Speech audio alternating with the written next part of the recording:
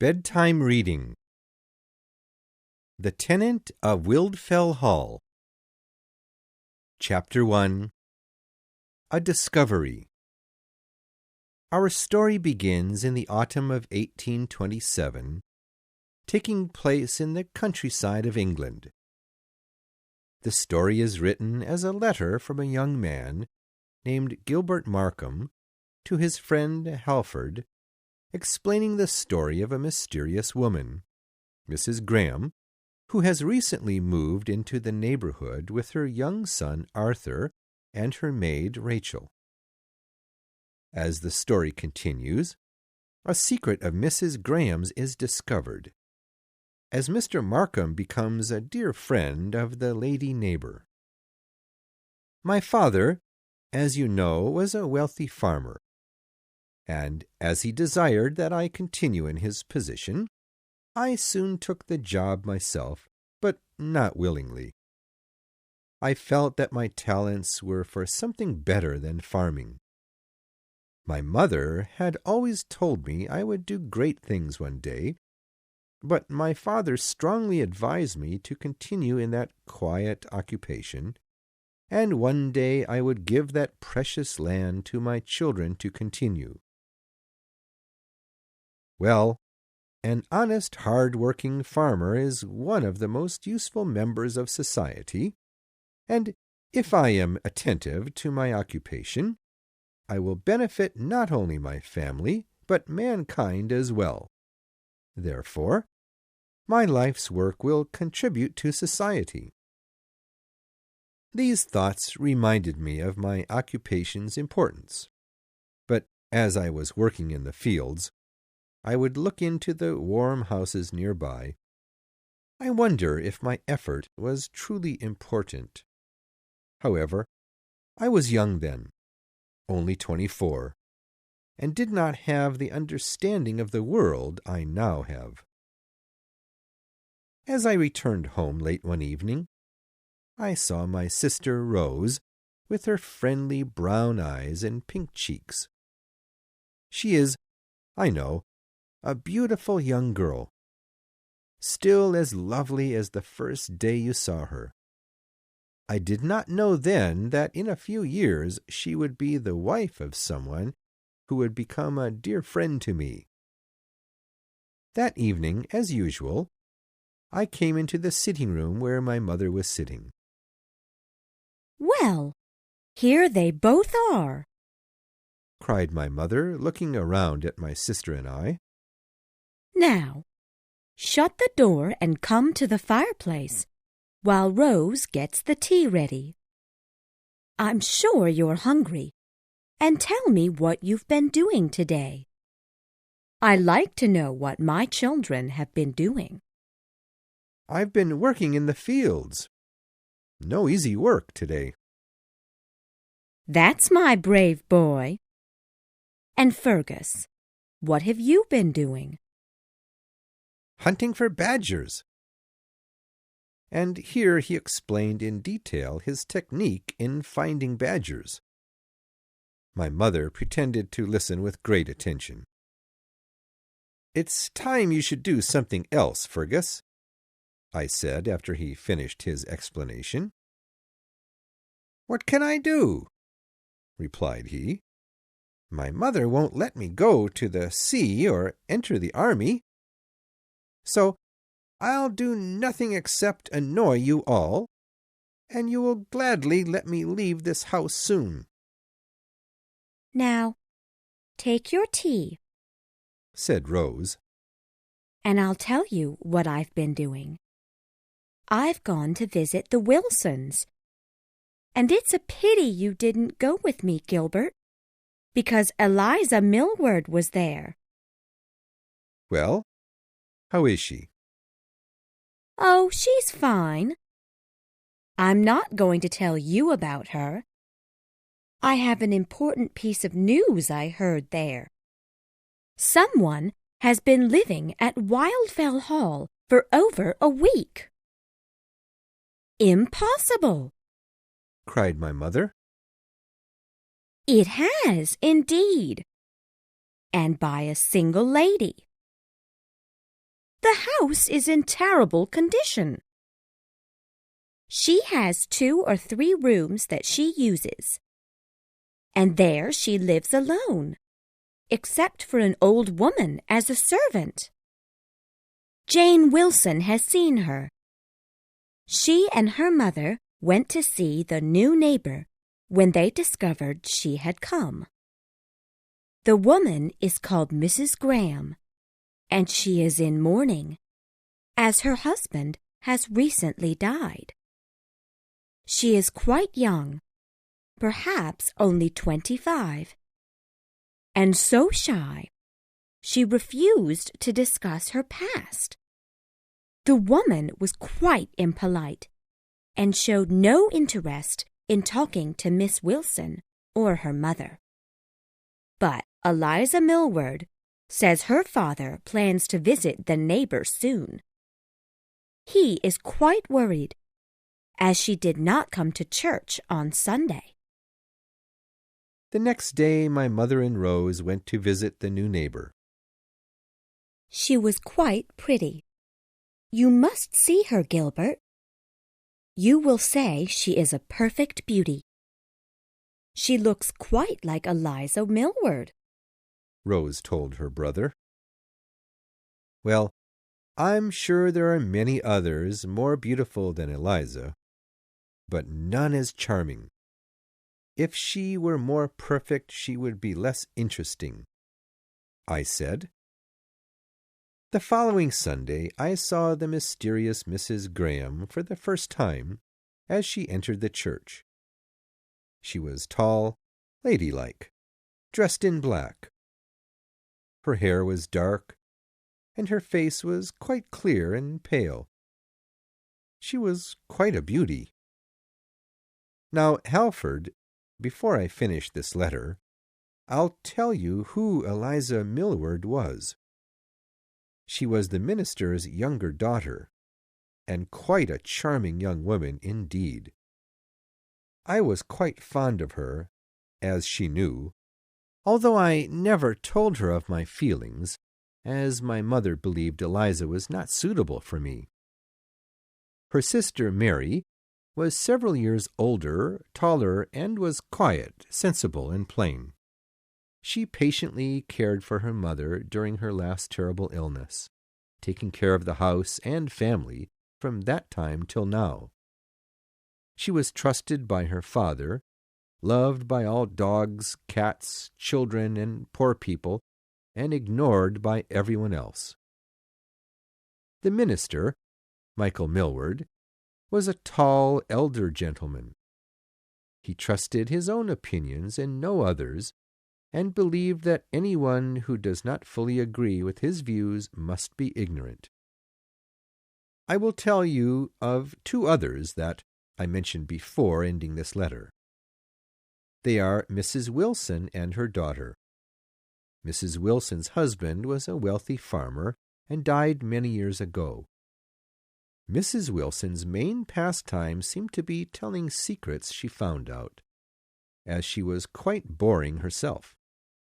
She had 2 sons, Robert, a country farmer with no manners, and Richard, a student preparing for college, after which he'll become a minister.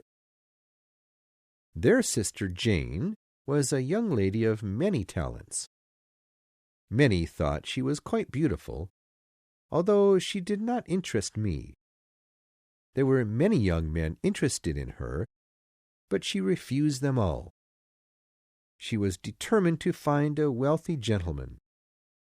Recently, she has shown an interest in Mr. Lawrence, whose family had lived at Wildfell Hall, but moved to a more modern mansion 15 years ago in a nearby town. Now, Halford, I will say good-bye to you now. Yours, Gilbert Markham. Chapter 2. An Interview. And now, I will continue with my story. I think the last day I mentioned was a Sunday, the last in October of 1827. On the following Tuesday, I was out hunting with my dog. I walked farther into the woods and finally saw Wildfell Hall in the distance, looking quite old and worn. The mansion had been abandoned for quite some time. While I stood looking at the place, I heard and saw a small child playing in the garden, a young boy of about 5 years old. The child did not notice me, but looked with excitement at my dog, Sancho. The child then began climbing the garden wall to come closer to the dog. His foot slipped, and down he fell, but I caught him before he fell to the ground. The boy's mother quickly ran over and took him in her arms, looking anxiously at me as she did. "Give me the child," she said. "I was not harming the child, madam," said I. "He was falling off the wall, and I caught him before he fell to the ground." "Excuse me, sir," she said, as she realized what happened. "I did not know you, and I thought—" She kissed his forehead, embarrassed. "I did not know he had attempted to climb the wall. You are Mr. Markham, I believe?" she asked quickly. "Your sister came for a visit a few days ago with Mrs. Markham. Goodbye, Mr. Markham," she said as she turned around to leave. Chapter 3. A Conflict. 2 days after Mrs. Graham came to our home for a visit, my mother mentioned that it was a long walk for her small child, Arthur. "It is a long walk for him, but I must either take him with me on visits or stay at home with him. I never leave him at home. Please apologize to the Millwards and Mrs. Wilson for me, as I cannot visit them until Arthur can walk such a long distance," Mrs. Graham replied to my mother. "But you have a servant," said Rose. "Couldn't the child stay with her?" "She is busy with the housework, and too old to run after a child," she replied. All this time I was seated on the other side of the room, but listened carefully to their conversation. The lady's face is pale and sweet, but she does have quite a temper, I thought to myself. After some time my mother began to speak. "We are going to have a small party on Monday, the 5th of November. I do hope you will come, Mrs. Graham.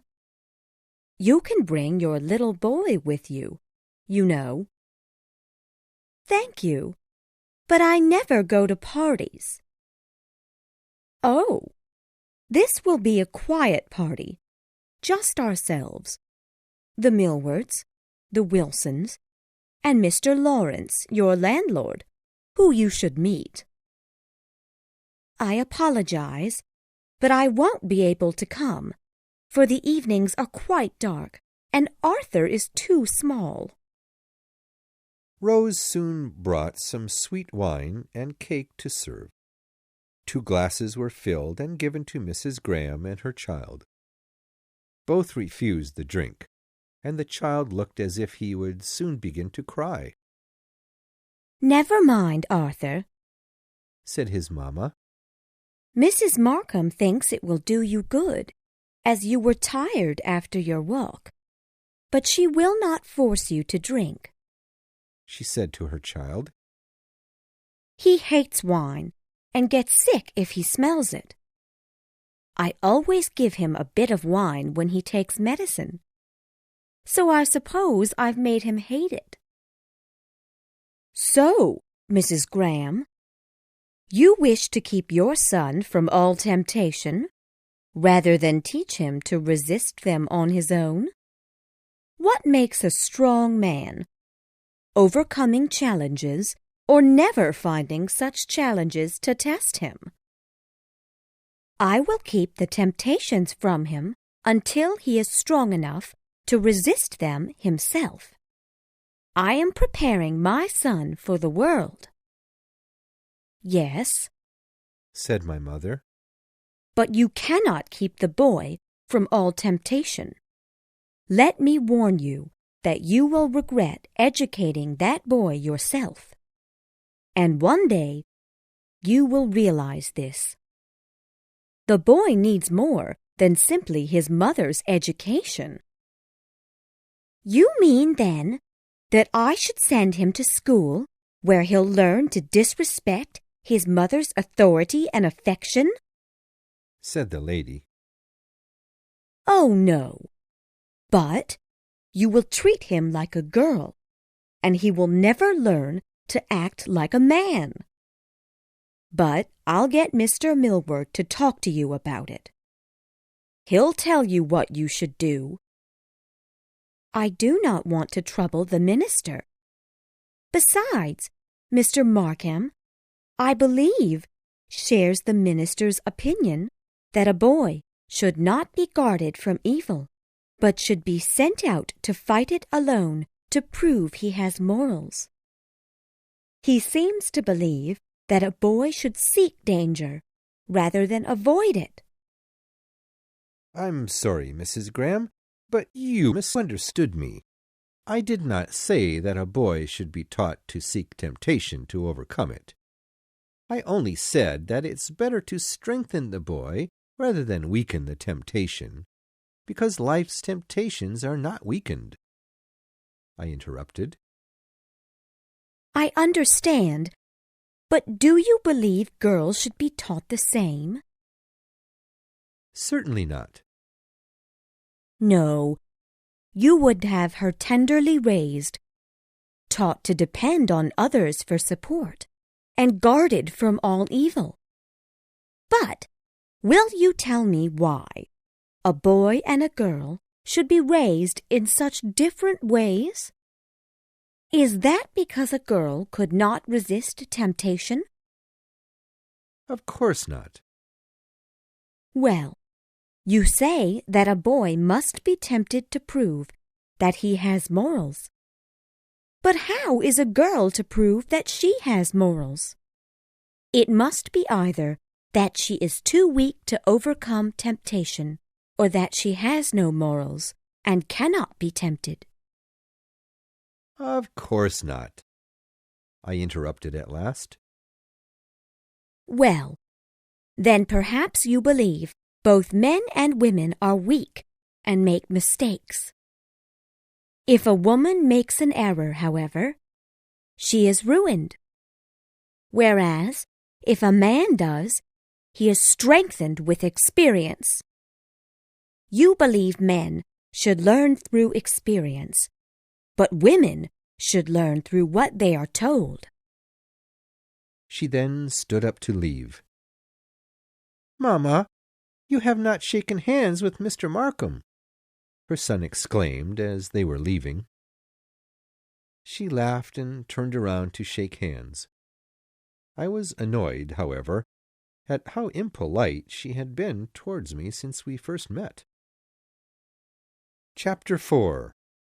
The Party. Our party on the 5th of November went quite well, although Mrs. Graham refused to join us. My mother, as usual, was cheerful, anxious to keep her guests happy. Mr. Millward spoke of religion and gave a short talk about the importance of God. My mother listened carefully. Mr. Lawrence was polite. Mary Millward was calm. Richard Wilson was quiet, and Robert Wilson was attentively listening to the speech. Mrs. Wilson spoke of new and old news in town. The woman talked continually throughout the entire evening, hardly closing her mouth once. Her daughter, Jane, was charming, particularly with the handsome Mr. Lawrence. Richard Wilson, Jane's younger brother, sat in a corner, quite a shy child. He was interested in listening to the conversation, but did not wish to speak himself. Rose informed me that poor Richard did not wish to come to the party, but his sister insisted that he do, as Jane wanted Mr. Lawrence to know that she had one brother with more gentlemanly manners than Robert. Jane had tried to persuade Robert, her rather uncivilized brother, not to attend the party, but he said he might enjoy talking about farming matters with Markham and the old lady. My mother was not really old. Mary Millward was silent as well during the party. Eliza told me that her father had said she must come, as she was spending too much time on only housework duties and never rested. She sat in the corner next to Richard. The two shared a dislike for talking. My Eliza was charming. Rose was simple and natural as usual. Fergus, my brother, was impolite and foolish. And finally, Mr. Lawrence was a gentleman, particularly to Miss Wilson. I spoke to him throughout the evening, as usual. He is a rather quiet man, with few friends, who has lived alone since the death of his father. I liked the man, but he was a bit too cold and shy. We do not have a deep friendship, but are friends because of family connections. Soon after the arrival of the guests, my mother announced that our new neighbor, Mrs. Graham, would not join their party, and explained why she had not yet gone to visit the Millwards and the Wilsons. "She is a rather shy woman, Mr. Lawrence," my mother added. "We don't know what to think about her. Perhaps you can tell us something about her." Everyone then turned to Mr. Lawrence. He looked confused. "I, Mrs. Markham?" said he. "You are mistaken. I don't— that is, I have seen her certainly, but I know little about her."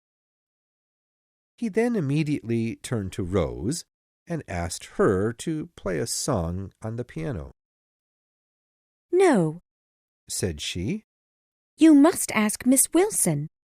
She plays better than us all." "Now this is it," cried Mr. Millward, as my mother offered him a glass of liquor.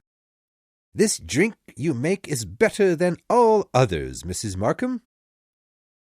"Thank you. But then, Mr. Millward, do you think it wrong to take a little wine now and then?" asked my mother. "Of course not," he replied. "We must use what God gives us." "But Mrs. Graham doesn't agree." And my mother explained the story of Mrs. Graham's last visit to our home. "Wrong?" exclaimed the minister. "That makes the boy a fool." My mother listened to him carefully as he explained. Mrs. Wilson stopped talking for the first time during the evening, and Mr. Lawrence sat quietly smiling to himself. "If the child never tastes liquor, he will always be curious, and may one day test it, and perhaps enjoy the taste," Mr. Millward continued. Mr. Lawrence then turned around in his chair to ask if I had met Mrs. Graham. "I have met her once or twice," I replied. "What do you think of her?" "I cannot say that I like her much. She is pretty, but certainly not friendly." He did not reply. As the guests were leaving, I kissed my dear Eliza on the cheek. My mother saw, and was quite upset with my behavior.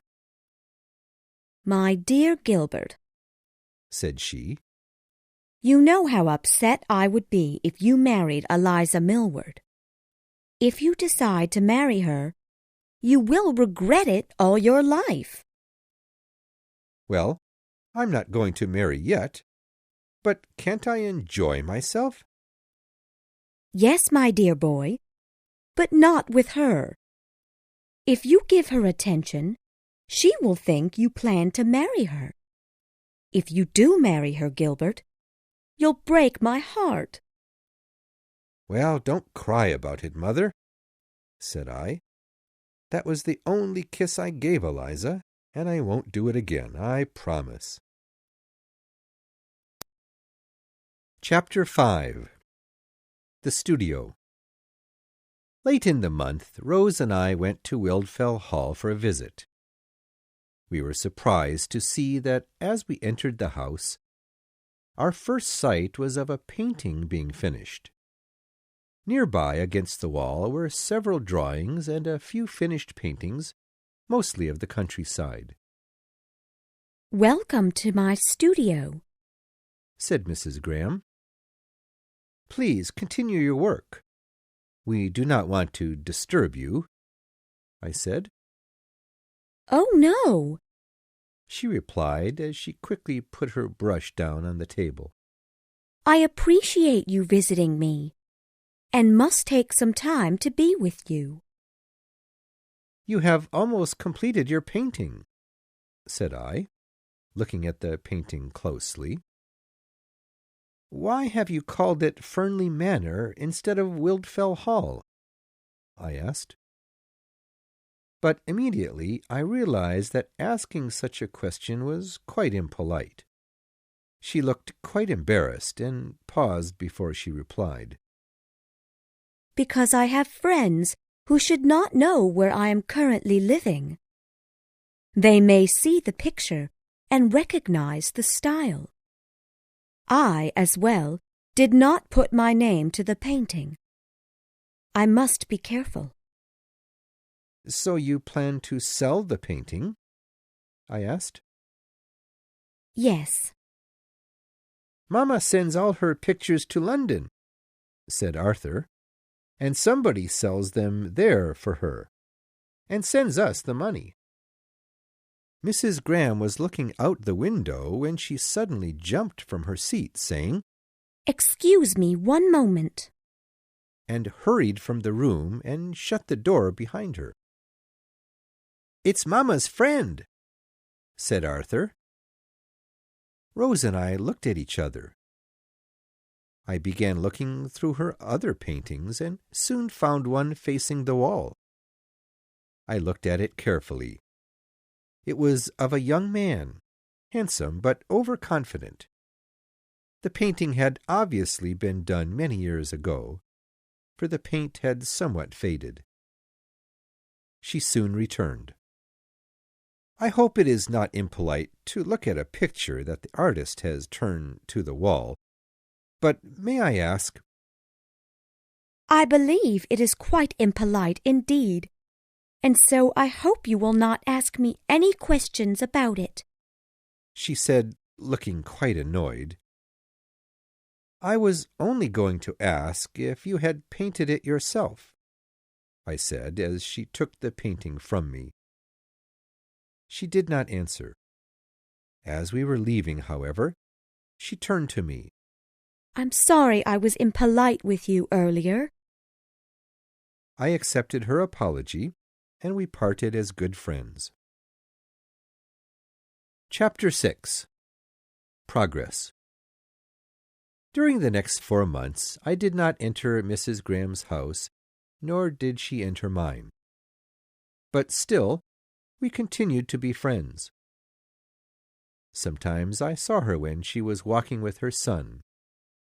I rather liked to see Mrs. Graham and to talk to her son. At first, Mrs. Graham was rather cold when I would approach her on the hill, but after some time, she began to trust me as a good friend. Arthur would run to meet me, excited to see his new friend. I enjoyed the boy as well. He was quite friendly and entertaining. I believe Mrs. Graham enjoyed our conversations.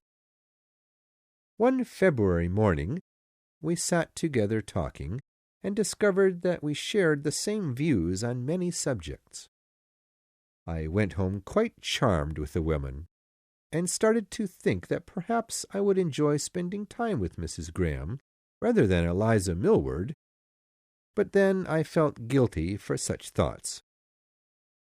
I returned home to find Eliza sitting with Rose.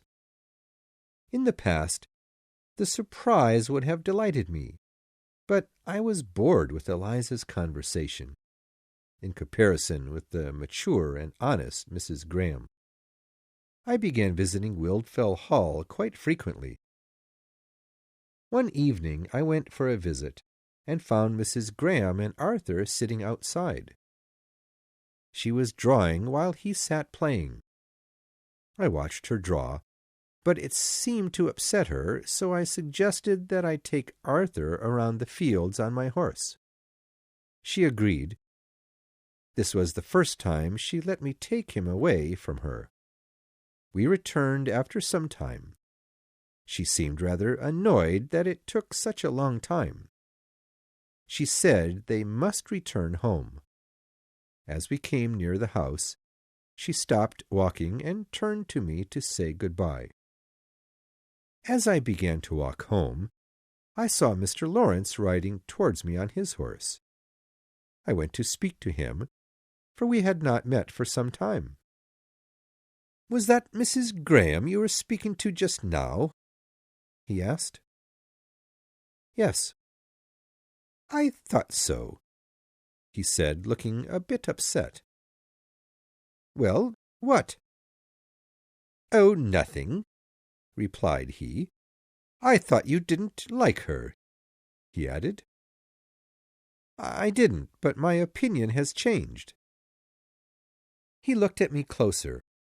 "So your opinion has changed?" "Lawrence," said I, calmly, looking him in the face, "are you in love with Mrs. Graham?"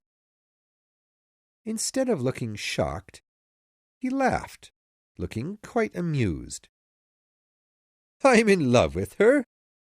he said as he laughed. "What a silly question!"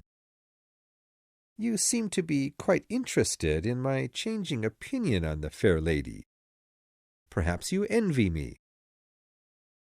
"Envy you? No, but I thought you were going to marry Eliza Millward."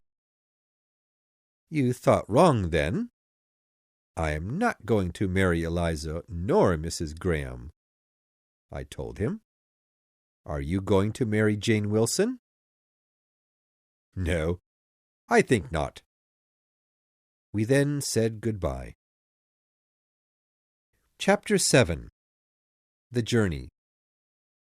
Not many days after this, on a sunny morning, I was outside enjoying the good weather when I saw Eliza Millward, Fergus, and Rose. They were going to Wildfell Hall, and I offered to go along, walking next to Eliza. When we arrived, I do not think Mrs. Graham was delighted to see us. I did not talk much to her. I was seated near the window with Arthur and Sancho. Fergus was quite impolite during the visit. "I do not understand, Mrs. Graham, why you chose such a terrible old house to live in.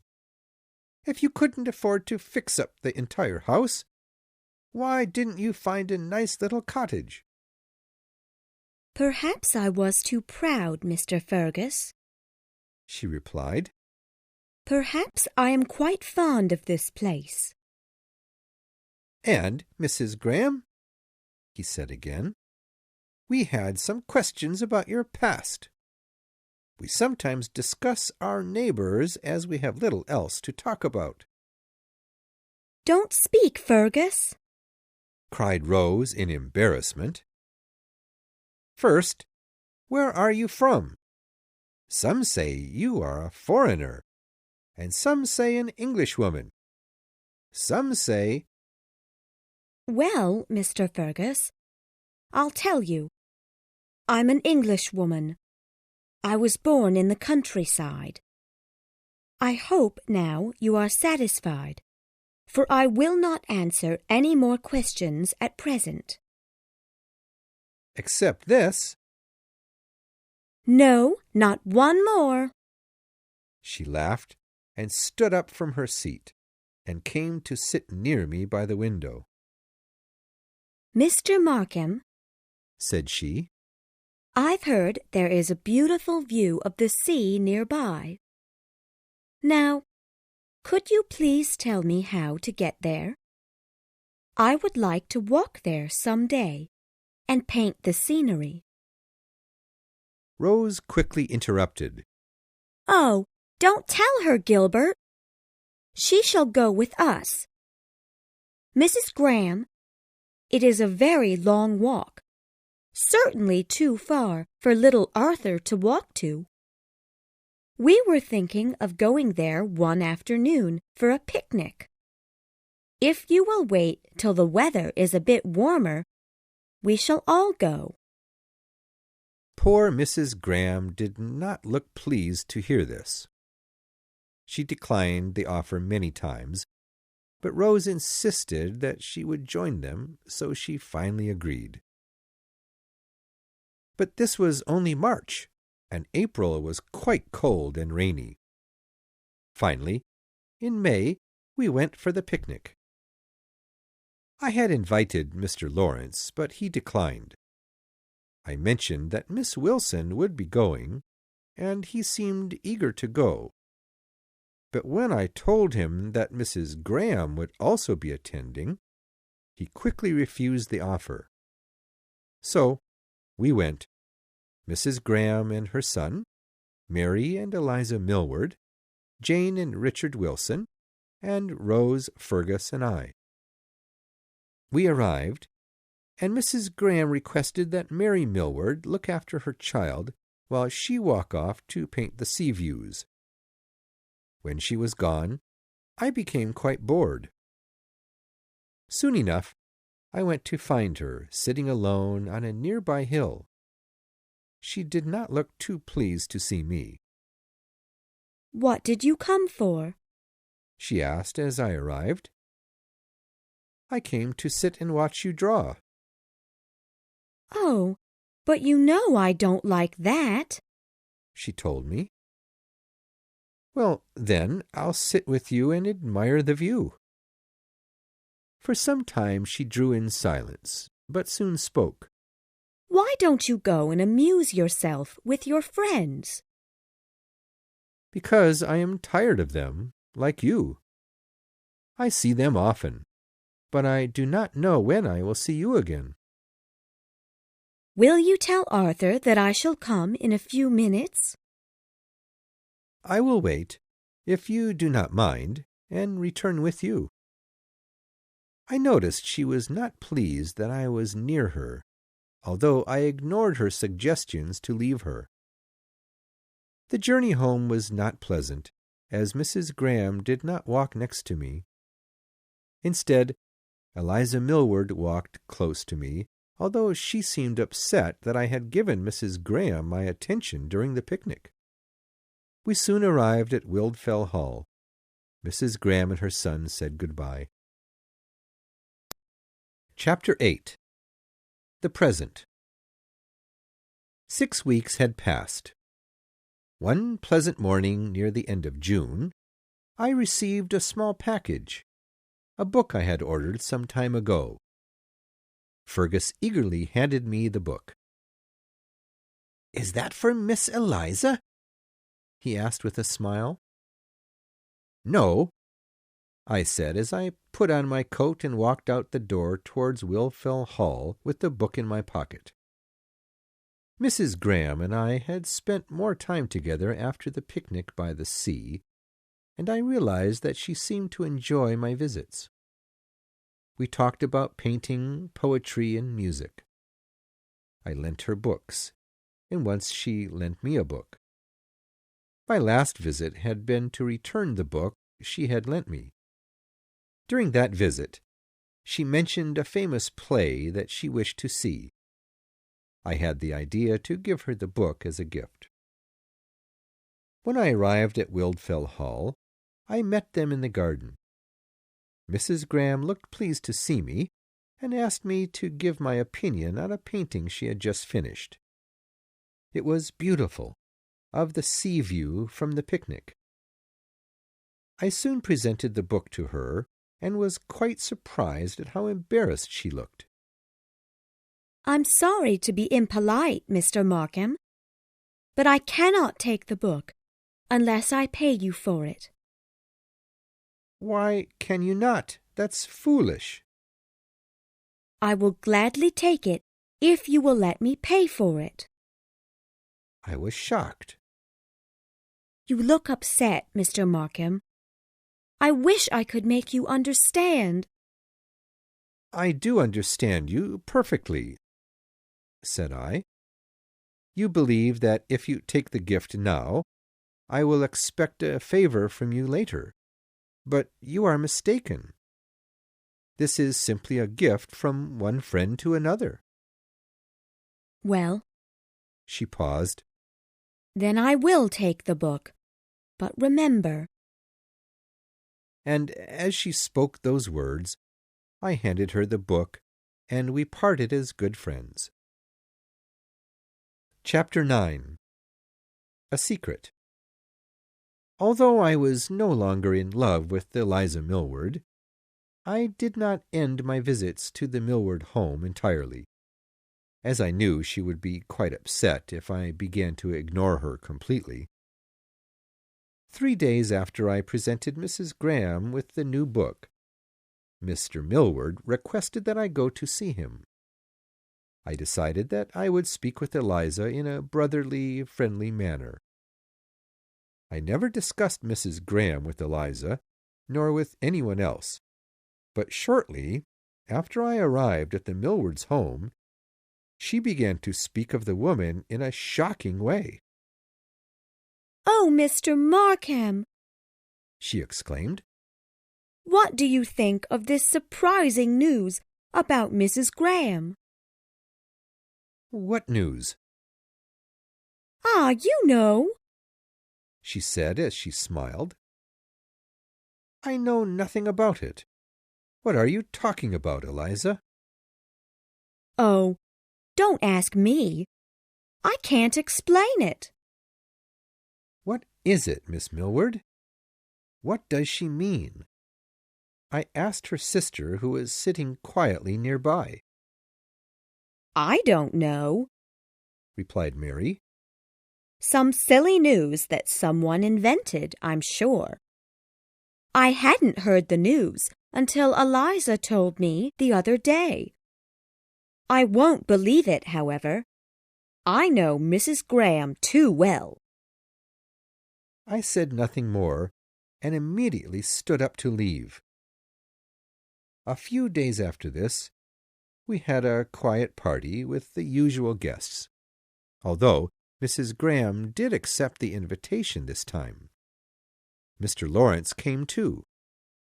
I was curious to see how he would act around Mrs. Graham. For the dinner, he seated himself away from Mrs. Graham, between my mother and Rose. "They look like strangers," Eliza whispered to me. "What do you mean?" I asked her, annoyed with her childish behavior. "You must know of the news," she answered. "I have heard nothing except from you," I told her angrily. "If you had wished not to anger me, you should have told me the news or not have told me anything." She turned away, walked to the window, and began to cry. I was shocked and ashamed at how childish she was acting. We sat down for dinner. "May I sit next to you?" Eliza asked sweetly. "If you like." Just then, Miss Wilson began to speak, looking quite upset. "Will you please change seats with me, Miss Markham? I don't want to sit by Mrs. Graham. If your mamma thinks it polite to invite such a person to her house, then her daughter will have to sit near her, not I." "Will you please tell me what you mean, Miss Wilson?" I said. "Can you tell me, then, who was her husband, or if she ever had a husband? Have you ever noticed how much her son looks like—" Eliza interrupted. "I believe you are speaking of Mr. Lawrence." "I am quite certain that you both are mistaken," I told them with anger in my voice. No one else present seemed to notice Eliza, Miss Wilson, and I talking, as the minister was telling a story to the dinner party. At times he would look at us with a look of annoyance, as we continued to speak while he told his story. I could not listen to the story, however, nor could I speak to anyone. I could not eat, and simply waited silently for the meal to finish. As I sat, I looked at Arthur Graham, studying his eyes, mouth, and nose. Then I observed Mr. Lawrence. Yes, they did look similar. But no, impossible! Did I not know Mrs. Graham? I spoke with her nearly every day. No, impossible! I would not believe them, for I knew her better than they did. After the dinner was over, I left the table quickly, without saying a word to the guests. I rushed out into the garden. Soon enough, Mrs. Graham and Arthur came towards me. She noticed me sitting alone quietly. "Oh, I'm sorry to disturb you, Mr. Markham," she said. I invited the fair lady to sit. "I feared you were unwell," she said, "as you left the dinner so quickly." "I was rather, but I feel better now. Why did you leave the party?" I asked. "I was bored with their foolish talk. I do not know how they can continue for so long. Is it that they think they must talk continually to be polite?" she asked. "I suppose they do." "Look at those beautiful flowers and the sunlight shining behind them," she said, then paused. "I almost wish I were not a painter." "Why so?" "Instead of enjoying the beautiful scenery, I am always troubled about how to paint such a scene, for it is impossible to recreate what I see." "Perhaps you cannot satisfy yourself, but you do delight others with your talent." "Who is coming?" she asked, as she heard two voices nearby. "It is only Mr. Lawrence and Miss Wilson coming to enjoy a quiet walk. They will not disturb us," I said as I looked at her face for a response. "What sort of person is Miss Wilson?" she asked.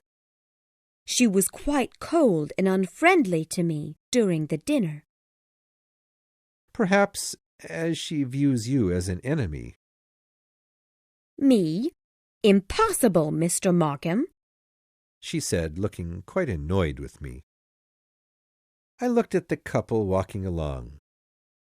Jane Wilson seemed to be speaking of Mrs. Graham and I, as she looked over often as she spoke. I noticed that he looked quite angry as he looked at us, but gave no response as Jane Wilson spoke. It was true that he was interested in Mrs. Graham, but she seemed to feel nothing for him. Suddenly, Mrs. Graham stood up. She and her son returned to the party inside. I did not return till late in the evening, however. When I returned, Mrs. Graham was leaving. I offered many times to walk her home, but she refused. As I spoke to the fair lady, I noticed that Mr. Lawrence stopped his conversation to hear her reply. When she was gone, the party was nothing but boredom. Lawrence attempted to talk with me, but I left him. "What's the matter, Markham?" he whispered as he was leaving. I was too angry to reply. Are you angry because Mrs. Graham would not let you go home with her?" he asked with a smile. "That is not your business." "No, none. But you should know that Mrs. Graham will never love you. It upsets me to see you try. You are wasting your time." "Liar!" I exclaimed. He looked shocked and said no more. I had wounded him, and I was glad. Chapter 10. An Agreement and a Quarrel.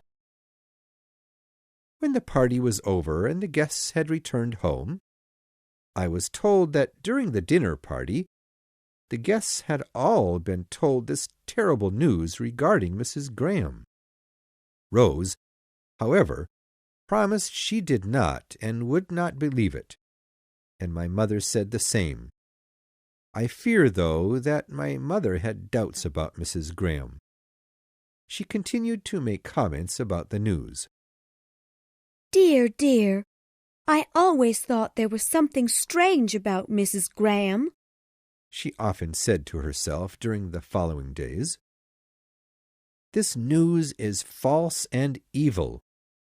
You must not believe such things. The women in this village know little about poor Mrs. Graham, and choose to tell their own stories about her," I responded. Nearly a week after the upsetting dinner party, I went to visit Mrs. Graham one evening. As I arrived, she gave me a sweet smile. "Well, Mr. Markham, what is it?" We walked through the garden together, talking of the new flowers she had recently planted in her garden. "Now, Mr. Markham," she said calmly, "I like your visits, but I am only a friend to you, nothing more. If you expect that we will have a love affair, you are wrong, and you should leave immediately." "I will, then, be your friend, or brother, or anything you wish. But you must let me continue to see you. But please tell me why we cannot be more than just friends." There was a pause. "Is it the result of a careless promise?" "Perhaps so," she answered. "Some day I may tell you, but at present you should leave. And never again, Gilbert, ask me that question." "I will not," I replied. We smiled at each other as I left. I went down the hill and soon saw Mr. Lawrence on his horse, coming to Wildfell Hall. As he came near, I stopped his horse. "Now, Lawrence, tell me where you are going," I exclaimed. "Remove your hand from my horse." "Answer my question first." "Really, Mr. Markham, you must let me pass. I am going to see my renter, Mrs. Graham, on business matters. Now, you should let me pass. The minister is coming now." "What are you quarrelling, Markham, about Mrs. Graham, I am sure?" cried the minister. "Mr. Millward?" I exclaimed, astonished to hear such words. I was too angry to speak. I turned away and went home. Chapter 11. The Minister Again. 3 weeks passed. Mrs. Graham and I were now dear friends, or brother and sister, as we often said. She called me Gilbert, which I adored, and I called her Helen. I had once seen her name written in her books. I dared not go visit her more than twice a week. "Where are you going, Gilbert?" asked Rose one evening. "To take a walk," I replied. "Do you always dress so well and brush your hair to take a walk?" She paused. "You're going to Wildfell Hall, aren't you?" "Of course not. I haven't been there in 6 weeks. Why are you so interested in my visits to Wildfell Hall? I've heard so much about her lately. The minister and the Wilsons, besides Mamma, speak of her often. They say she is not a proper lady. I suppose if I did not know her, I would believe those lies. But I do know her. You shouldn't believe such things, Rose. Oh, Gilbert, you know nothing of her former life. Eliza Millward and Jane Wilson have told me that you go to visit Mrs. Graham. They often secretly watch you as you go. At that moment the minister entered the room. He cheerfully greeted Rose, then turned to me with a cruel look. "Well, sir," said he, "you haven't come for a visit in over 6 weeks." "Ah, I have been busy," I apologized. Just then my mother came in to greet the minister. "I've gone to see Mrs. Graham today," he told them. Really? Exclaimed my mother. "She was quite cold indeed. She refused to discuss anything about her life. I left and will not return. My daughters will certainly not visit with her any longer. I suggest that you forbid your daughter from such visits as well. As for your sons, as for you, young man," he said as he turned to me. "As for me, sir," I began, but stopped. I immediately left the house. I walked in the direction of Wildfell Hall, although I did not know why. I had to see her and speak to her. Chapter 12. A Conversation and a Discovery. 20 minutes later I arrived at the gate to Wildfell Hall. I saw Mrs. Graham slowly walking about the inside of her lonely home. She looked anxious and seemed annoyed at my arrival, as if she thought I, too, were coming to blame her for something. I had intended to come to comfort her after the minister had attempted to shame her. Upon seeing her, however, I was too ashamed to discuss the subject. "You look busy, so I will stay only a few minutes," I said cheerfully. She smiled at me. Yes, you must not stay long, Gilbert. "I'm not going to," I said quickly. "But, Helen, I've something to say to you before I go." What is it? "No, not now. I don't know yet what it is, or how to say it," I replied. I then sat down near the fire, as did she. We sat in silence. After some time, she began. Gilbert, it is getting late. "Oh, yes," said I. "You want me to go?" I think you should go. My neighbors would not be pleased to hear of such a visit," she said, looking anxious. I knew she was thinking of the minister when speaking of her neighbors. I do not care for their opinions, nor for the lies they speak. You have heard, then, what they say of me? I heard some terrible things that could only be lies. Anyone believing such things must be a fool. Do not let them trouble you, Helen.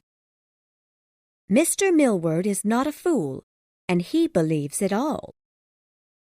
Please allow me to explain your situation to them. I know I can help you, Helen. Let me defend you.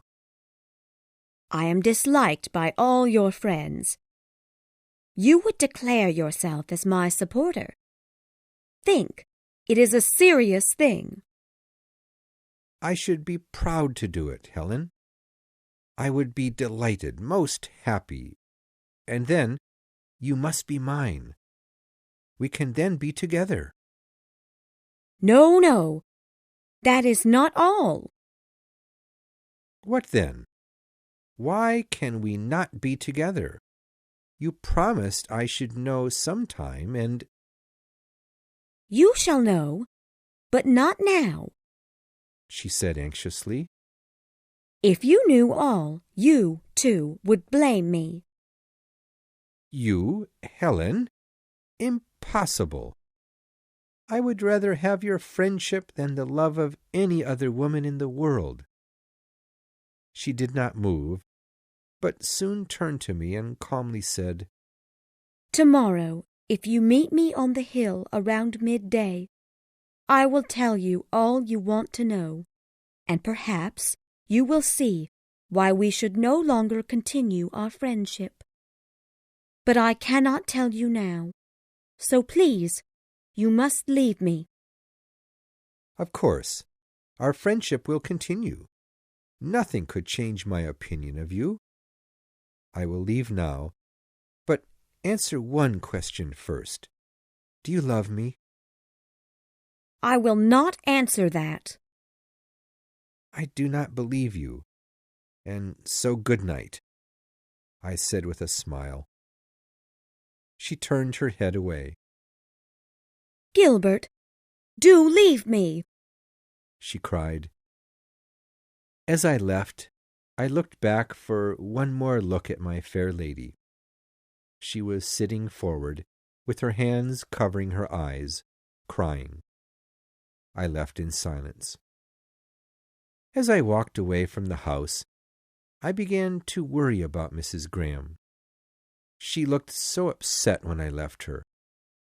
I turned back to look in the window at her. As I walked closer to the house, she stepped out of the house. "Come out. I want to see the moon," she said. But she was speaking not to her servant, Rachel, but to a gentleman, a rather tall man. It was Mr. Lawrence. "I will be more careful the next time I come, Helen," "I must leave this place, Frederick," she said. "I can never be happy here, nor anywhere else. But I cannot rest here. The neighbors do not leave me alone." "But where could you find a better place? Anywhere you go, you'll have the same annoyance. There are curious people everywhere as well as here. I must go with you." I could no longer hear them speak, but I saw him put his hand around her waist. Burning with anger, I left. I hurried home with hate and sadness in my heart. When I returned home, everyone was asleep except my mother. "Oh, Gilbert, where have you been? You look so ill. What is the matter? Did you go to see Mrs. Graham?" she asked, looking anxious.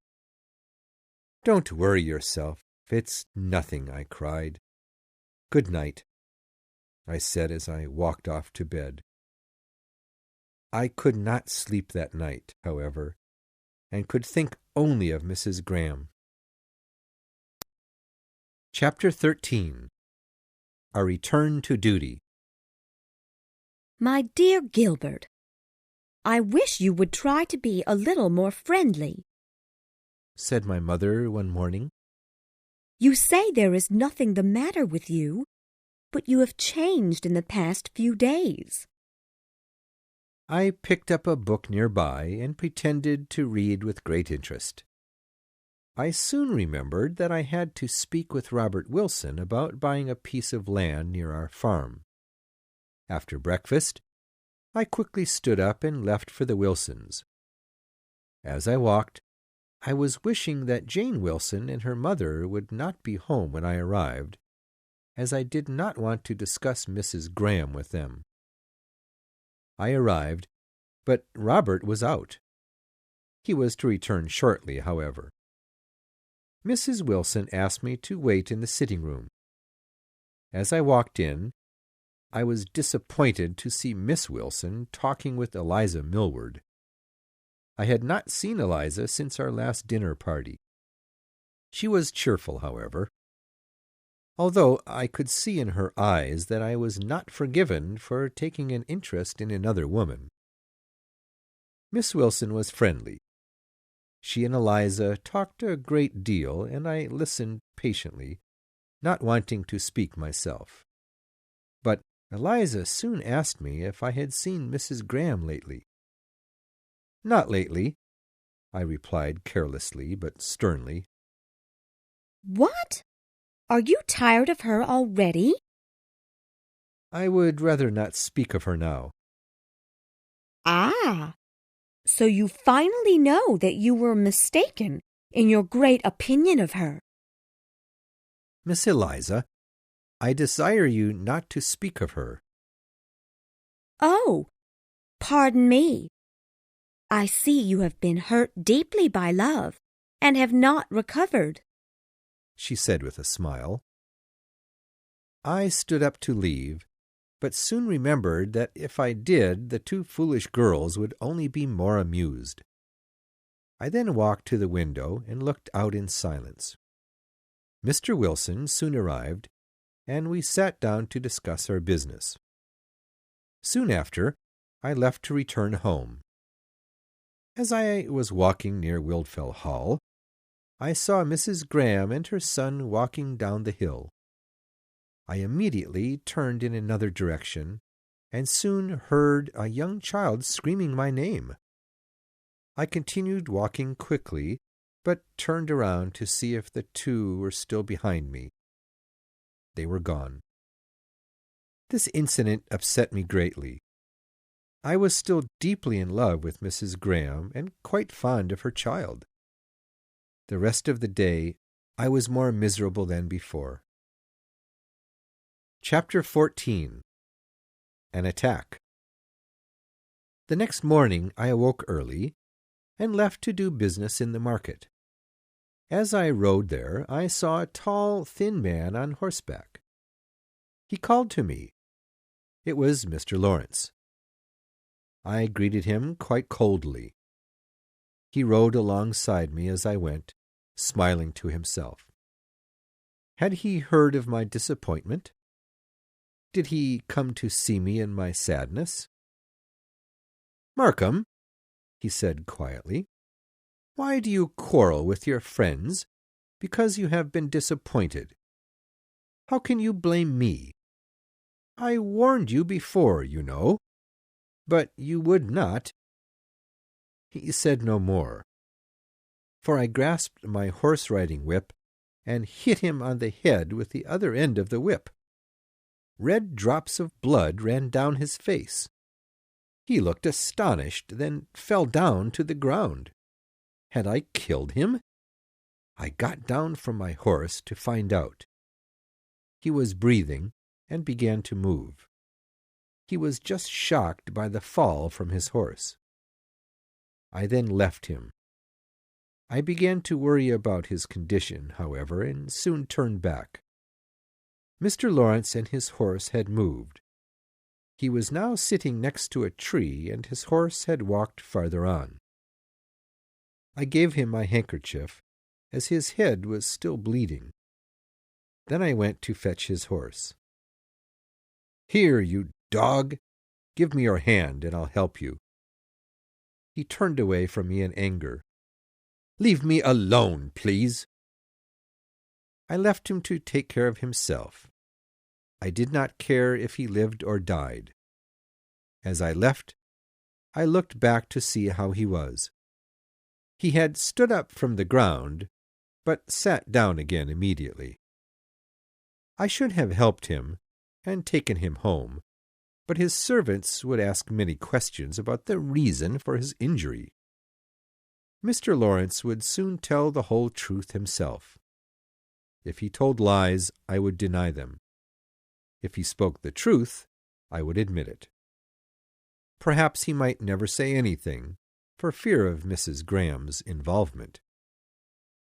I left to do business in town. As I returned home, I was still worried about Lawrence, and so I went to the spot where I had left him. But no, he and his horse were gone. When I returned home at 4 o'clock, my mother's first words were, "Oh, Gilbert, such an accident! Rose was shopping earlier in the village, and she heard that Mr. Lawrence fell off his horse and was brought home dying." This shocked me a bit, but I knew the story was not true. He was not dying. His injury was not serious. "You must go and see him tomorrow." Said my mother. "Or today," suggested Rose. No, no. How can we know this story is true? I asked my mother. "Oh, I'm sure it is. Everyone in the village is talking about it." Well, but Lawrence is a good rider. It is not likely that he would fall from his horse. "The horse kicked him or something." "Well, Gilbert," said my mother, "tomorrow you will go see him." he and I have been quarreling lately. I cannot go. "Oh, my dear boy, you have to see him. Do not be so unforgiving." I'll think about it, I replied. I sent Fergus to see him the next morning. Lawrence had a small wound on his forehead and a bad cold, which he caught while lying on the ground in the rain. It was obvious, then, he would not blame me for the incident to protect Mrs. Graham. Chapter 15. A Meeting and Its Effects. The next evening I walked out to the hill to sit. My heart was broken. I could think of nothing but Helen all day. Soon I heard a little voice. "Mr. Markham, Mamma wants you." "Wants me, Arthur? I'm busy just now." "Gilbert, I must speak with you." said she anxiously. "Only for a moment, please."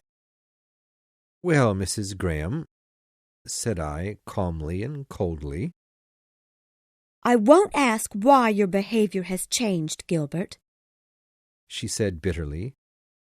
"I can bear the suspicions from everyone else, but not from you. Why did you not come to hear my explanation the other day?" "Because I found out your secret." "Impossible! I would have told you everything." she cried. "But now I won't." "Why not?"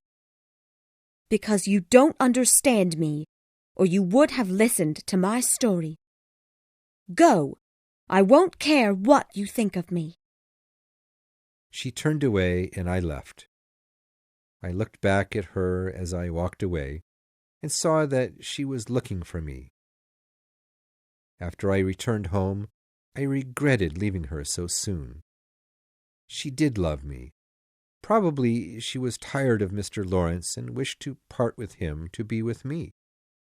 And I was still curious to know what explanation she would give me. The next evening I went to see her. "Why have you come, Mr. Markham?" she asked coldly. "Well, I have come to hear your explanation." "I will not tell you. I will not be angered, Mr. Markham," she cried. "I did not come to anger you. I have been a fool, ignoring everything I have heard about you, till I found that you lied to me." "What lie, sir?" "The last night I was here, I left you crying. I turned back to see how you were. Soon enough I saw you walk into the garden with your friend." "Would you be very glad," she said with a smile, "to find that you were mistaken in your conclusion?" "How can you ask it, Helen?" She immediately went to her desk and tore several pages from a thick notebook. then threw the pages into my hand, saying, "Take them home with you and bring them back when you've finished. Don't say anything to anyone else." I left, eager to find out her secrets. I have it now, and though you cannot, of course, read it, I'll explain. Chapter 16. The Warnings of Experience. June 1st, 1821. We have just returned to Stanningley after being in London for the spring. My uncle, however, was unhappy and wanted to return home early. I am content to be home and thus able to draw and paint often. There is one face I continually attempt to draw and cannot stop thinking about him. I often wonder whether he ever thinks of me. One evening in the early spring, before we left for London, I was sitting with my aunt near the fireplace, after my uncle had gone to bed. "Helen," said my aunt, "do you ever think about marriage?" "Yes, aunt, often, but I don't think I shall ever marry." "Why?" "Because there are few men I would wish to marry in the world, but some of them I do wish to marry. I will never meet. And of the men I do meet and wish to marry, perhaps some of them do not wish to marry me." "That is no argument. It is true that there are very few men whom you would choose to marry yourself. Now, I want to warn you, Helen, that you are only 18 and will have many men interested in you. You must not hurry to get married. You have a good family, good fortune, and you are quite a beauty. I hope you never regret being beautiful." "Why, aunt?" "Because, my dear, beauty is a quality that, aside from money, is generally prized in the worst kinds of men, and may cause you trouble." "Well, I shall be careful." "Believe me, marriage is a serious thing." "I know it is. Do not fear for me. I will not marry a fool." When we first arrived in London, I was delighted with the excitement of our London life, but soon became tired of the confusion of the city, and longed for the freedom and quiet of Stanningley. My new friends in London were boring and foolish. There was one older gentleman that annoyed me very much, a rich old friend of my uncle's. Mr. Boreham was ugly, annoying, and disagreeable. One night at a dance, he was bothering me more than usual. He often requested that I dance with him, or was always nearby. My aunt was pleased at the attention he gave me, but I was quite angry. There was one man watching us, laughing quietly to himself as he did.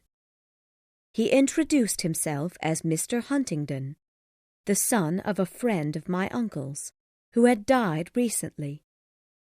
He asked me to dance.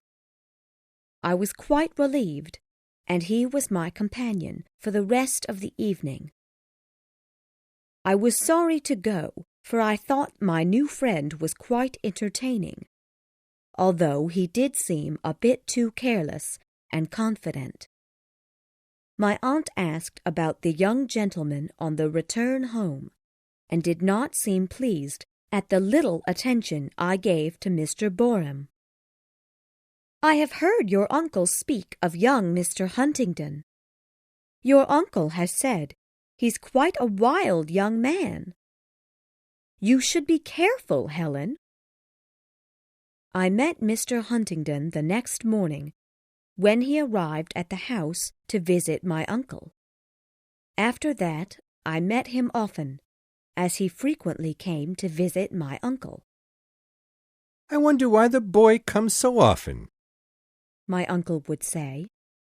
"Can you tell me, Helen?" he would ask me with a smile.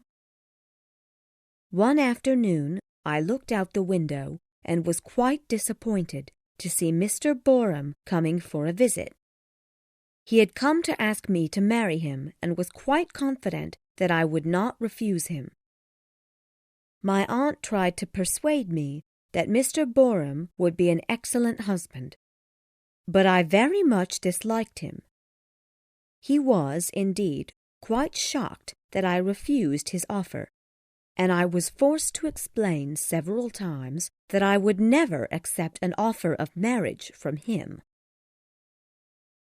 Chapter 17. Further Warnings.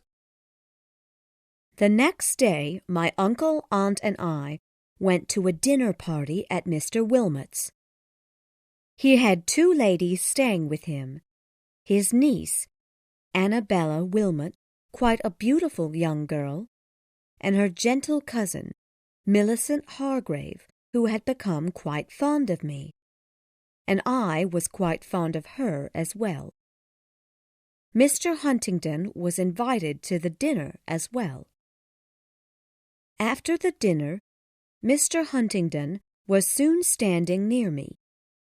He took me away from the party to speak to me privately. "Helen, how do you regard me? Helen, speak." After a short pause, I began, "Well, how do you regard me?" "Sweet angel, I adore you.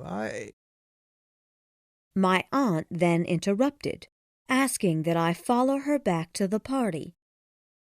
She looked quite upset at seeing Mr. Huntingdon and me together. "I have much to say to you when we return home tonight," said my calm but serious aunt. When we returned home, my aunt sat down next to me, looking quite anxious.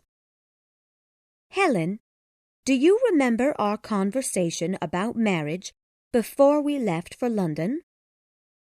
"Yes, aunt."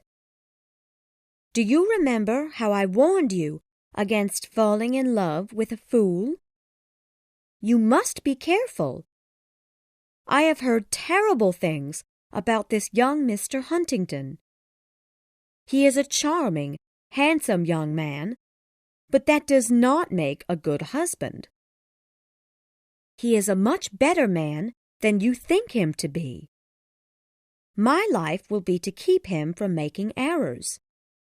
He always listens attentively now, when I speak seriously to him, and sometimes he says that if he had me always by his side, he should never do any terrible things. I will save him from evil. Oh, Helen, Helen, you do not know the misery in marrying such a man." "I have confidence in him, aunt. God will help me succeed." My aunt thinks I will soon forget him. Perhaps she thinks I have already forgotten him. I never mention his name, but I still wonder if we will meet again. Chapter 18. The Drawing. August 25th. I am now settled at home again at Stanningley. I am excited for the spring to come again, with the hope of returning to London, and perhaps seeing Mr. Huntingdon. He is still always in my thoughts and in my dreams.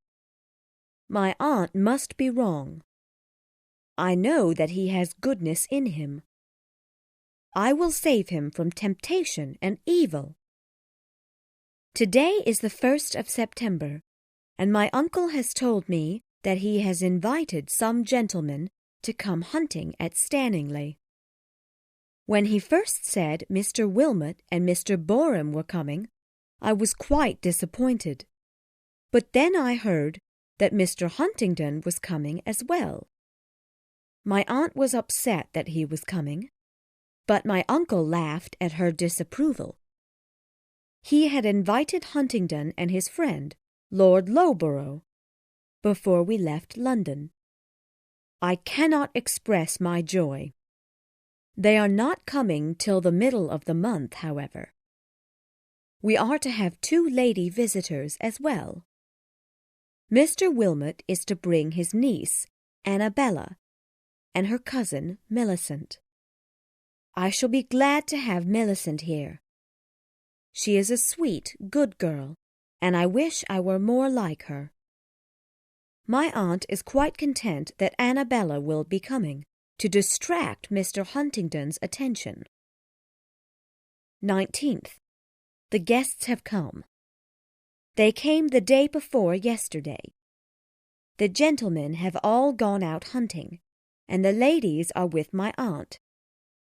I am in the library, for I am very unhappy, and want to be alone.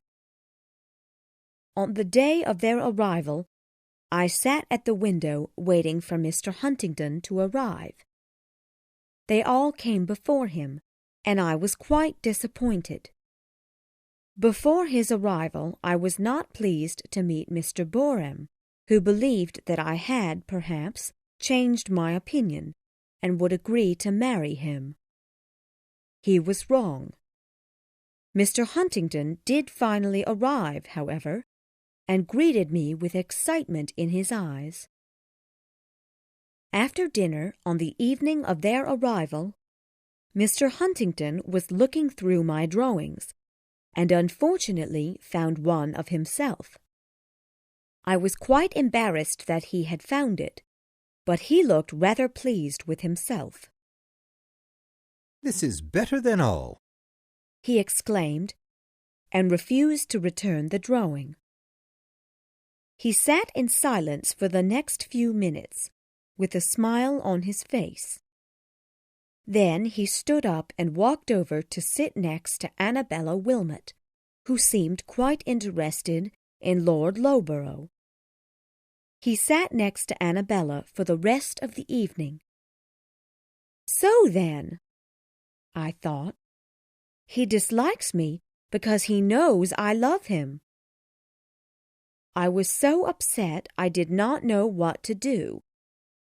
Everyone soon went to bed, as they had travelled all day, and were rather tired. Mr. Huntingdon waited for me to come out of the sitting-room, however. "Helen, why are you in such a hurry to leave me?" he asked as I walked by, greeting him coldly. "You don't hate me, you know." "Yes, I do, at this moment." "Not you. It is Annabella Wilmot you hate, not me." "Please let me go," I cried, as he held my hands in his. "Go then," he said, but then put his arm around my neck and kissed me. I pulled away and angrily ran to my room. He never would have kissed me if he had not seen that drawing. I could not sleep that night, full of anger and embarrassment. The next morning, however, I was quite friendly to everyone, aside from Mr. Huntingdon. Soon after breakfast, the gentlemen left to go hunting. I went to the library to paint. Soon enough I saw the gentlemen outside, as I looked out the window. After a minute or two, Mr. Huntingdon came into the library to greet me. "What a beautiful girl," he said of the painting. "I would fall in love with her if the artist wasn't here with me. Give me the girl I love, and I will be with her forever, through life and death." After a moment of silence, he asked if I had any more drawings of him. "No," I exclaimed, shocked and embarrassed. But he saw my drawings on the table and looked through them quickly, although I was quite upset, and told him he must not. He soon found another drawing of himself, and admired it with a smile. I demanded that he return it, and he soon gave me the paper, after which I threw it into the fire. He looked astonished and stopped laughing and calmly spoke. "I'll go hunting now." And he left.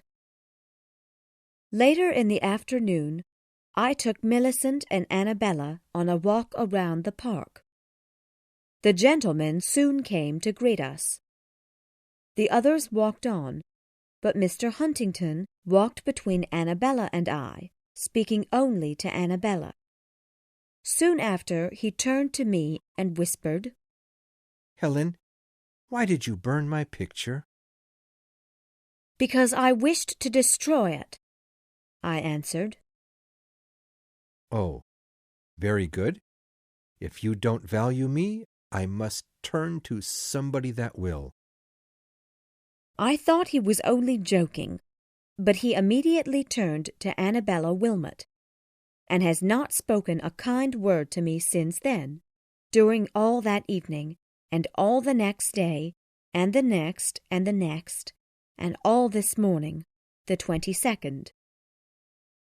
My aunt has noticed the change in his behavior and is quite content. Miss Wilmot has seen it too, and feels that she has succeeded.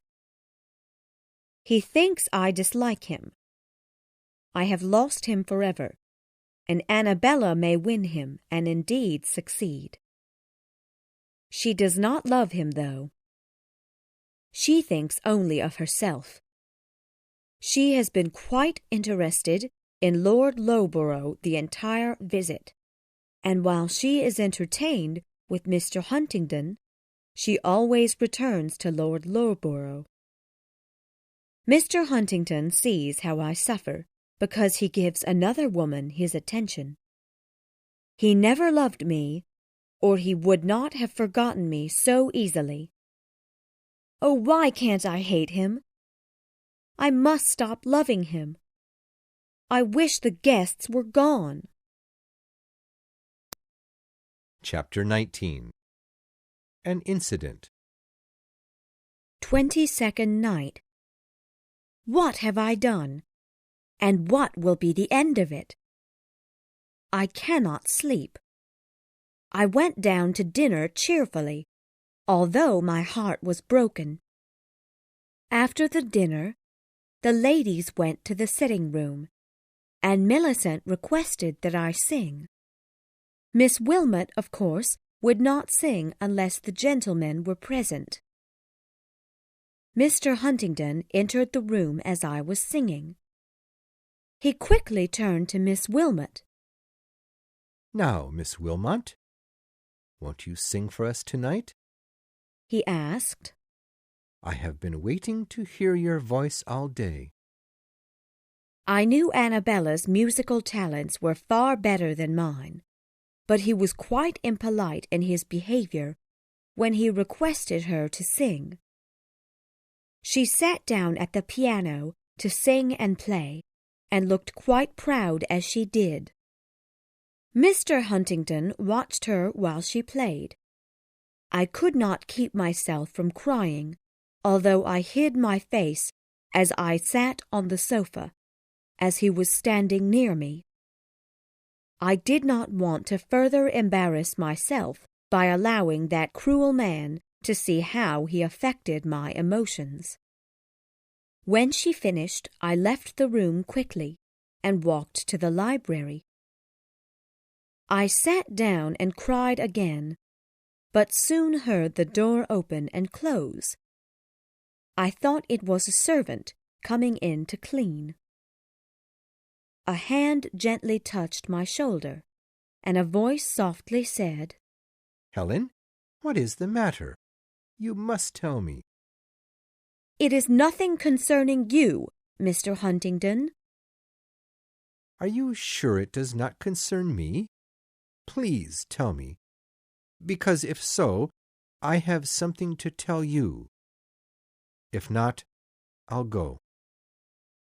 "Go then," I cried, but I knew he would go if I told him to, so I quickly added, "Or say what you have to say, and finish." "It is this," he continued, "that Annabella Wilmot is nothing compared to you, and I love you. I cannot live without you. Will you marry me?" he cried. "No, no, wait!" I exclaimed. "You must ask my uncle and aunt." At that moment, my aunt opened the door, looking shocked to see us together. Mr. Huntingdon quickly stood up. "Mrs. Maxwell, please excuse me. I've been asking your sweet niece to marry me, and she informed me that I must first speak with you and your good husband." "We will talk of this tomorrow, sir," said my aunt coldly. "You should return to your room, Helen. I will discuss this matter with you tomorrow." Of course, I could not sleep that night, and so I have written all this. I will go to bed now and try to sleep or think of my Mr. Huntingdon.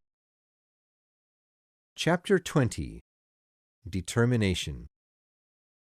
September 24th. In the morning I woke up early and quite happy. I walked down the hall and saw Mr. Huntingdon coming to me. I felt his strong arm around my waist and his warm kiss on my cheek. "My own Helen," he said into my ear. "Not yours yet," I said. "Remember, you must first speak to my uncle and aunt. My aunt is not too fond of you." "Yes, I know that she has heard that in my younger years I was a bit careless, but I am no longer that way, and I know that with you, dear Helen, to take care of, I will live like a kind gentleman and husband." "You must first speak with my aunt." "Yes, you've talked about your aunt and uncle, but where is your father? Can I not speak to him?" "No, my aunt and uncle are my caregivers. My father gave me up when my mother died. I was a young girl then, and have not seen him since that time. Before my mother died, she requested that I live with my aunt and uncle, and my brother live with my father. So, you see, you must speak with my aunt." Many times during the day, my good aunt attempted to persuade me not to accept Mr. Huntingdon's offer of marriage, but I could not refuse him. I knew I thoroughly loved him, and he would be a good husband.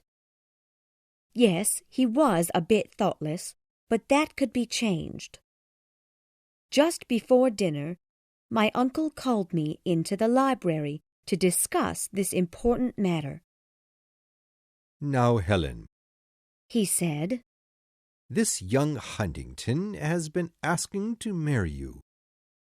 What should I tell him?" Your aunt would answer, "No, but what do you say?" "I say yes, uncle," I exclaimed. "Very good," he cried. "Now, when must the wedding be? Huntingdon would like to be married quite soon, and you feel the same, I suppose." "No, uncle. I would like to wait till after Christmas. I am in no hurry to get married. I am happy enough to know that we are to be married. I must first ask my aunt about the time of the wedding before deciding." Chapter 21. Opinions. October 1st. The wedding will take place around Christmas. Millicent Hargrave seemed quite surprised by the offer of marriage. "Well, Helen, I am glad to see you so happy, but I am surprised that you agreed. I didn't realize you liked him so much." "Why so?" "Because you are far better than him in every way, and there's something careless and wild about him. I feel uncomfortable in his presence." "You are timid, Millicent, but that's no fault of his," I said coldly. Miss Wilmot seemed astonished when she heard the news. "And so, Helen, you are to be Mrs. Huntingdon." "Yes," I replied. "Don't you envy me?" "Oh, dear, no!" she exclaimed. "I shall soon be Lady Loughborough, and then, perhaps, you will envy me." "I shall envy no one." Mr. Huntingdon's friends were more disappointed with our news than mine were. This morning he received letters from his friends, who were quite upset that Mr. Huntingdon would soon be leaving them and their careless and wild habits. "Helen, do you know what you've done to me? I wrote to my friends the other day to tell them of my happy news, and instead of receiving a warm congratulation, they wrote me bitter letters of regret that I will soon leave them. Hattersley is so upset that he has promised to marry the first woman he meets, because he's afraid that now his days of freedom and carelessness are over." Our happy days here are soon to end, as the guests will return to their homes in less than 2 weeks. What am I to do without my dear Arthur Huntingdon? Chapter 22. Characteristics of Friendship. October 5th. I am quite in love with my Mr. Huntingdon. However, he is less warm and generous than I thought. The more I know him, the more I am disturbed by his behavior. Today I was quite bothered by something he told me. We were horseback riding with Lord Loughborough and Miss Wilmot. Arthur was riding next to me, and the other two were ahead of us. "That Loughborough is quite in love," he told me with a smile. "and the poor fool thinks she's in love with him. But she wants to marry him only for his title of Lord, which she told me the other day. She will be quite content to become Lady Loughborough. She is quite wealthy, and is only in need of a noble title. He spent all his riches being careless and wild with us in London. He would join us every evening and drink till he was asleep on the floor. The poor man's wife left him, as she could not bear his terrible behavior and drunken habits. After she left him, he was heartbroken and no longer had his fortune. He declared that he would never drink a drop of wine again, and for a week he stopped going with us to the pubs. But he was bored, and returned to us one night, but promised he would not take any alcohol. Since then, I never see the poor boy. He is searching for a lady to fall in love with. He has no money himself, but what a lucky man he is, as Miss Wilmot is quite a wealthy young woman. At first, he was interested in her for her fortune, but he fell in love with her. He told me so the other day, and believes she thoroughly loves him as well. Poor fool! "Why are you laughing at his misfortune?" I asked him, quite upset with his behavior.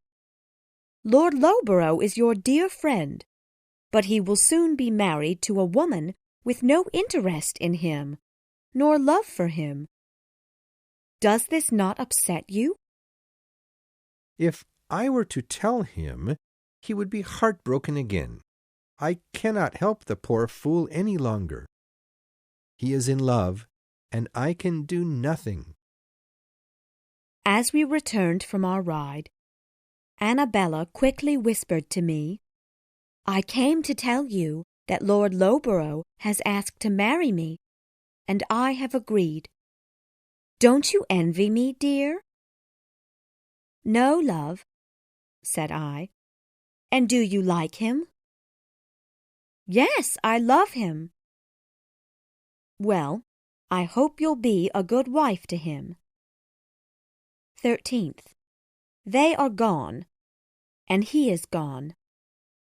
We will not be together for more than 2 months. But he has promised to write often, and made me promise to write more often, because he will be busy preparing for my arrival at his home. 22nd. I have had several letters from Arthur already. They are not long, but are sweet and full of humor. But I do wish he could be serious sometimes. Chapter 23. First Weeks of the Marriage. February 18th, 1822. I am married now, and living as Mrs. Huntingdon of Grassdale Manor. I have been married now for 8 weeks. Do I regret having been married? No, though I am a bit surprised at some of Arthur's behaviors. My duty now, however, is to love him and keep him from being careless and wild.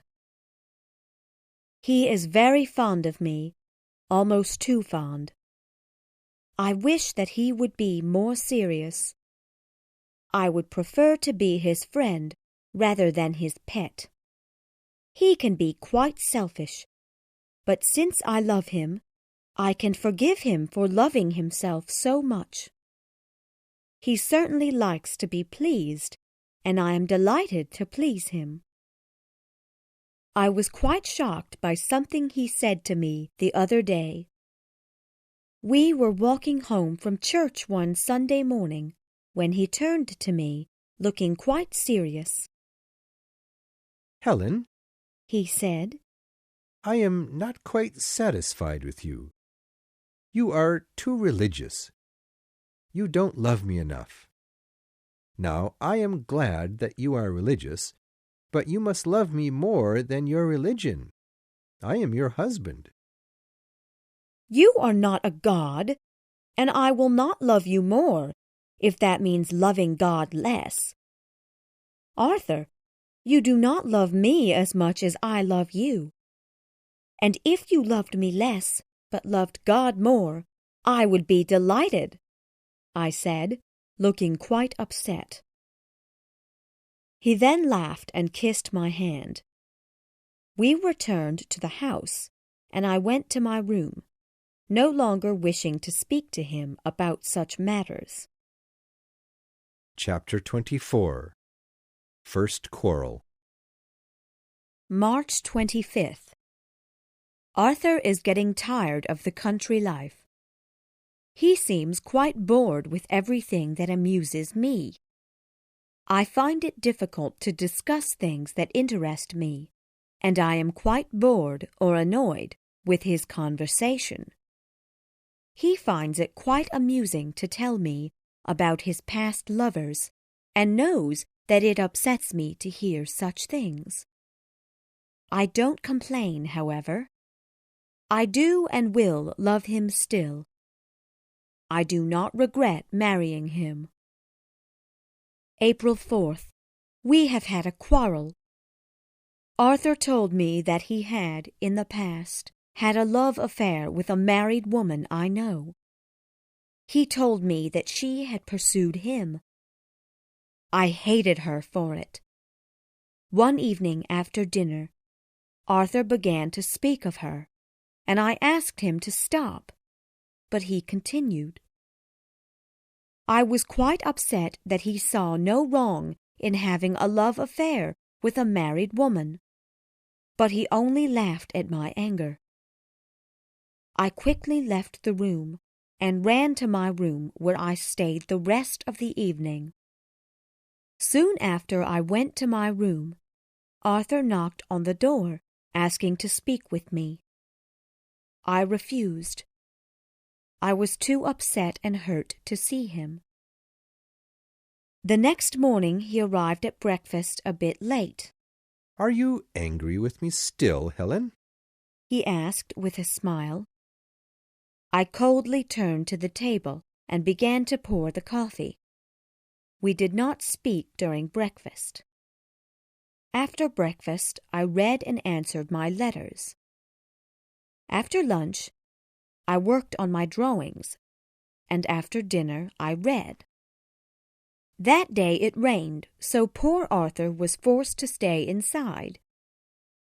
Otherwise he would have been gone all day hunting. Arthur could find nothing to amuse himself with. He stayed at the dinner table for quite some time, taking quite a bit of wine. After he finished, he came into the sitting room where I was reading quietly. One of the servants came in shortly after to inform him that one of the horses was ill, so his trip had to be delayed. At dinner, I had heard him speaking to the servant about making travel arrangements, but said nothing. Now I decided that I must not let Arthur go to London, or he would become careless and wild yet again. "Where do you want to go, Arthur?" said I. "To London," he replied coldly. "What for?" I asked. "Because I cannot be happy here. My wife does not love me." "Your wife would love you with all her heart if you would not hurt her with stories of your past lovers." "Are you going to forgive me, Helen?" he asked quietly. "Yes," I said with a smile. "Then you won't go to London?" "No, unless you will go with me." And so, we are going to London on Monday, in 2 days. It has now been 4 days since our quarrel, and I believe we are both quite in love again. Arthur's behavior has improved greatly. He no longer speaks of his past lovers, although I wish he had never told me of them. I believe we will be happy together. Chapter 25. First Absence. On the 8th of April we went to London. On the 8th of May I returned. Arthur told me he must finish his business matters before returning, and cannot do business if I am with him. I was quite content to return home, but hope he will soon follow. He seemed quite fond of showing me to his friends as often as possible. One day, however, he decided that London was affecting my health, and told me that I must return to Grassdale immediately. I promised him that I was in perfect health, but he insisted that I return home, and that he would soon be home himself. June 29th. No Arthur yet, and I have been waiting for many days to receive a letter from him. He does not write often, although he insists that I write frequently, and gets quite upset if I do not. His letters are kind but very short, and each one promises that he will soon be home. Oh, it is cruel to leave me alone for so long. He knows I have no one but Rachel to talk with. July 3rd. I have finally received a letter from him. He has promised that he will return next week. In his letter, he reminds me that the longer he is away, I will be more in love with him when he does return. Again, he insists that I continue to write, and apologizes that he does not write more often, but has been quite busy with his business affairs. In the letter, he also informed me that my dear friend, Millicent Hargrave, will soon be married to Mr. Hattersley.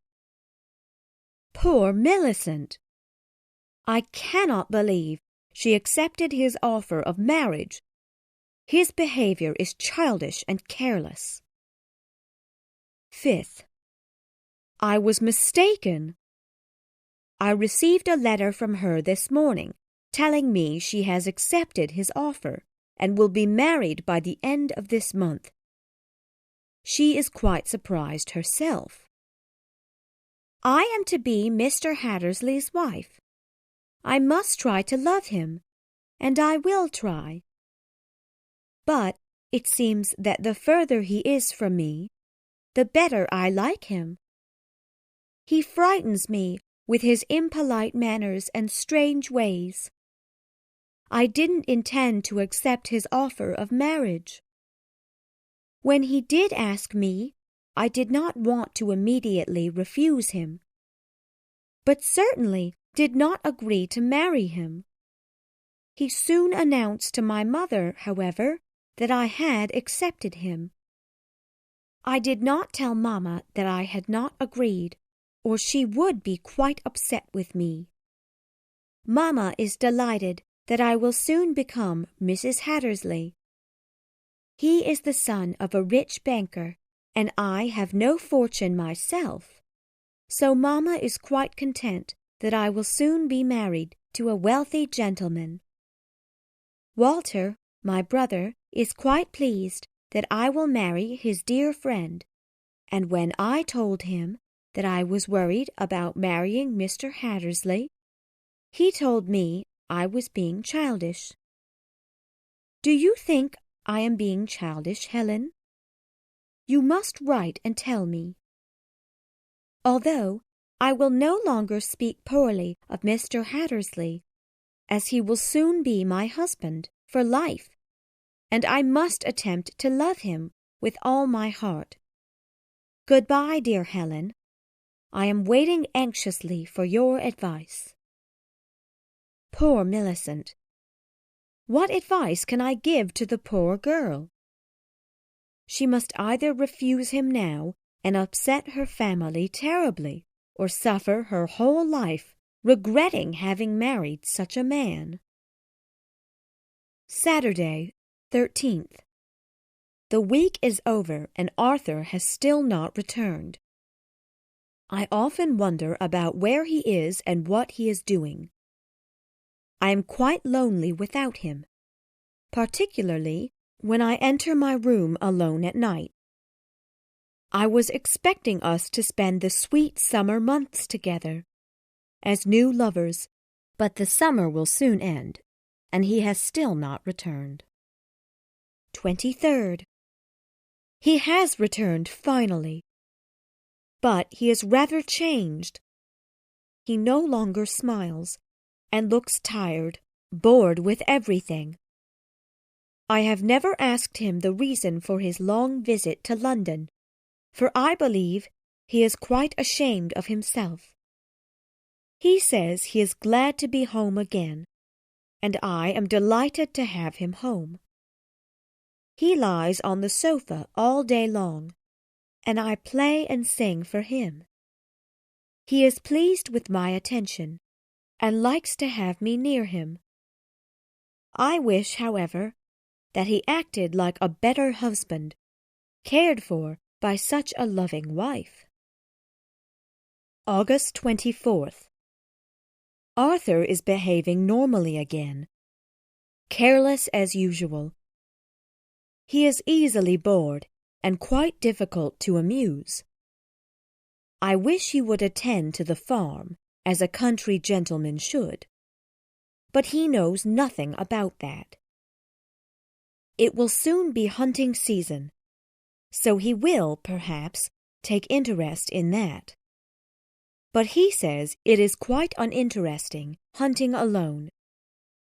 He must have a friend or two to help him. I hope you invite your more polite friends, Arthur, I said. Well, he replied, I thought of Lord Loughborough, but he will certainly bring his new wife. You are not afraid of Annabella, are you? he asked with a smile. Of course not, I answered quickly. And who else will come? Walter Hargrave, as his home is nearby, and Grimsby. He's a quiet gentleman. I hate him, but if you wish him to come, I will not complain. And Hattersley will, I'm sure, not come, as he will be busy with his new wife. Lately I have received several letters from Millicent, who has recently found that her new husband is indeed a gentleman, and a better husband than she thought he would be. She seems quite pleased with her marriage. Chapter 26. The Guests. September 23rd. Our guests arrived about 3 weeks ago. Lord and Lady Loughborough have been married for 8 months. Lord Loughborough looks surprisingly content with life, quite a change from before he was married. He does get upset, as do I, when Lady Loughborough and Arthur flirt with each other. We both suffer when we see such things, but my husband and his wife feel no shame. I grow quite angry and envious when she plays and sings, and my husband will stand next to her, watching attentively. Mr. Hargrave is quite polite, particularly when he sees how upset I become at seeing my husband flirt so obviously with Lady Loughborough. 28th. Yesterday, we all went to the Grove, where Mr. Hargrave's mother lives with his youngest sister, Esther. His mother often invites us for visits, but I seldom go. I don't like Mrs. Hargrave. She has enough money to live comfortably, but must look as if she is far wealthier than she is. She thoroughly spoils her son, giving him anything he asks for, but has ignored the needs of Millicent and her younger sister Esther. Much of their wealth has been wasted on Walter, and he has become quite selfish. She hopes to find wealthy husbands for her daughters, but seems more anxious to find her dear son a wife with a fortune that he can spend carelessly.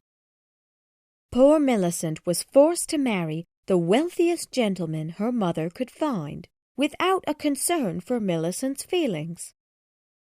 Her sister, Esther, is just 14, but her mother is already worried about finding her a wealthy husband.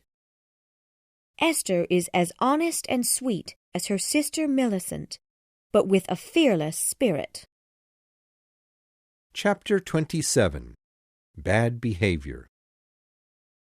October 9th. It was on the night of the 4th that Annabella was singing and playing, with Arthur, as usual, at her side. I noticed that she soon stopped playing and was smiling quietly, as Arthur was whispering into her ear. I looked at Lord Loughborough, who saw the two, and looked quite anxious at the sight. I quickly walked over to the piano and offered her a piece of music to play, but as I came near the two, I saw her hand in his. Arthur saw me come near, and quickly kissed her hand and walked away.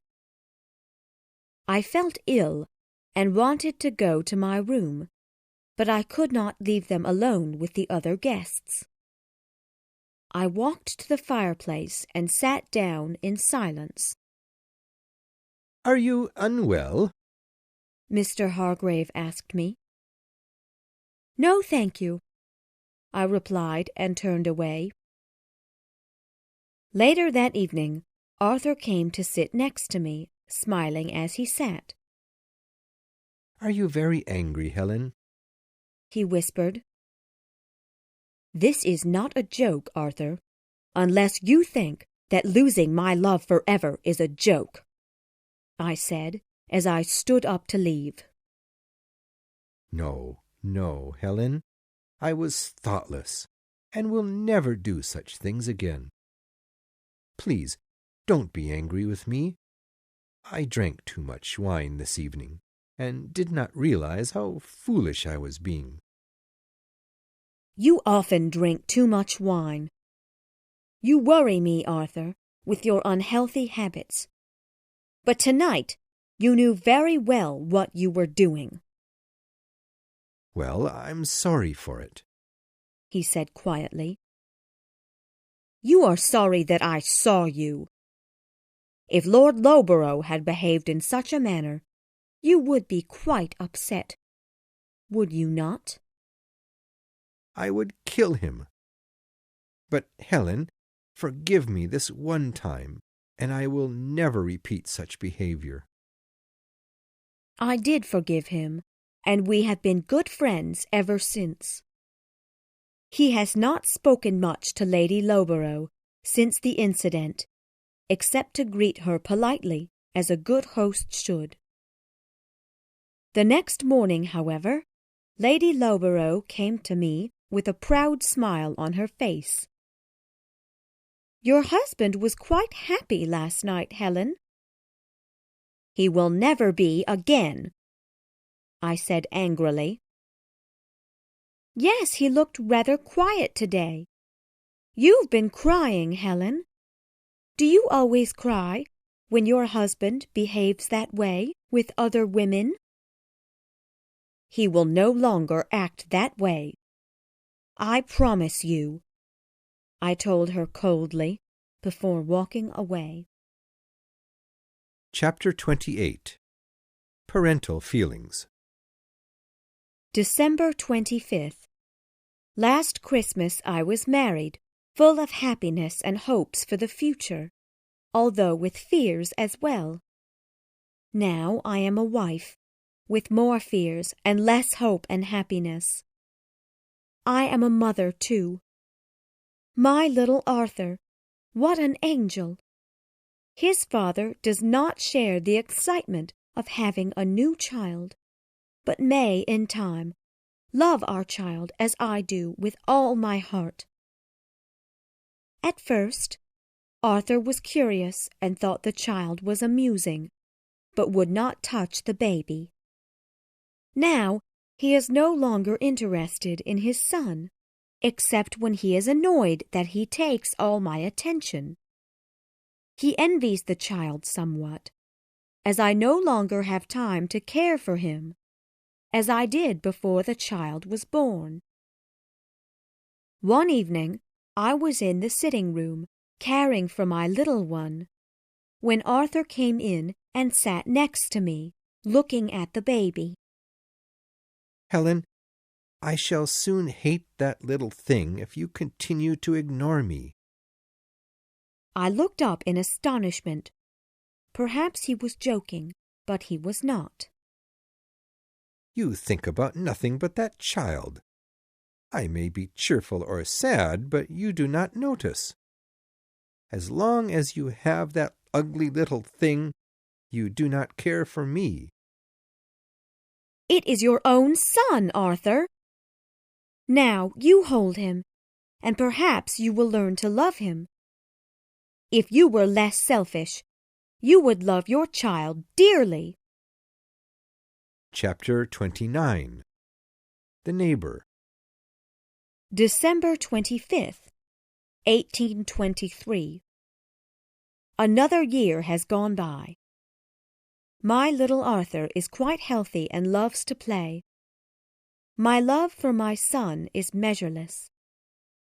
My love for my husband, however, has lessened in the 2 years that we have been married. I love him still, and he loves me, but we speak little and show each other little tenderness. Unfortunately, there is no more romance in our marriage.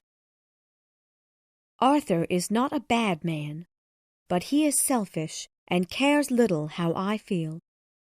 He expects his wife to stay at home, waiting for him to return from entertaining himself with his friends. Early in spring, he announced that he would soon leave for London to do business. "But why leave me?" I asked. "I can go with you." You would take that child to town? "Yes, why not?" He refused to let me take the child to London, telling me that London was not safe for such a small child. "The truth is, Arthur, you are tired of me and want to go to be with your friends." He denied it, but I immediately left the room, crying as I went.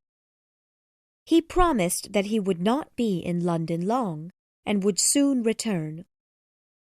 I was again left to tend to the child and the household matters. During his time away from Grassdale, I became quite familiar with our business affairs and soon discovered that most of my fortune was spent paying his many, many bills. This new information upset me, but I said nothing, as he was my husband, and he shares all I have. He returned 4 months later. During those 4 months, I was lonely and worried for him to return. I had my darling child to comfort me, but I was quite upset with his father. How shall I teach my child to respect his father, but not to follow his father's behaviors? One morning, as I was taking a walk with little Arthur and his nurse, Rachel, Mr. Hargrave came to greet us. He invited me for dinner with Mrs. Hargrave, Esther, and himself.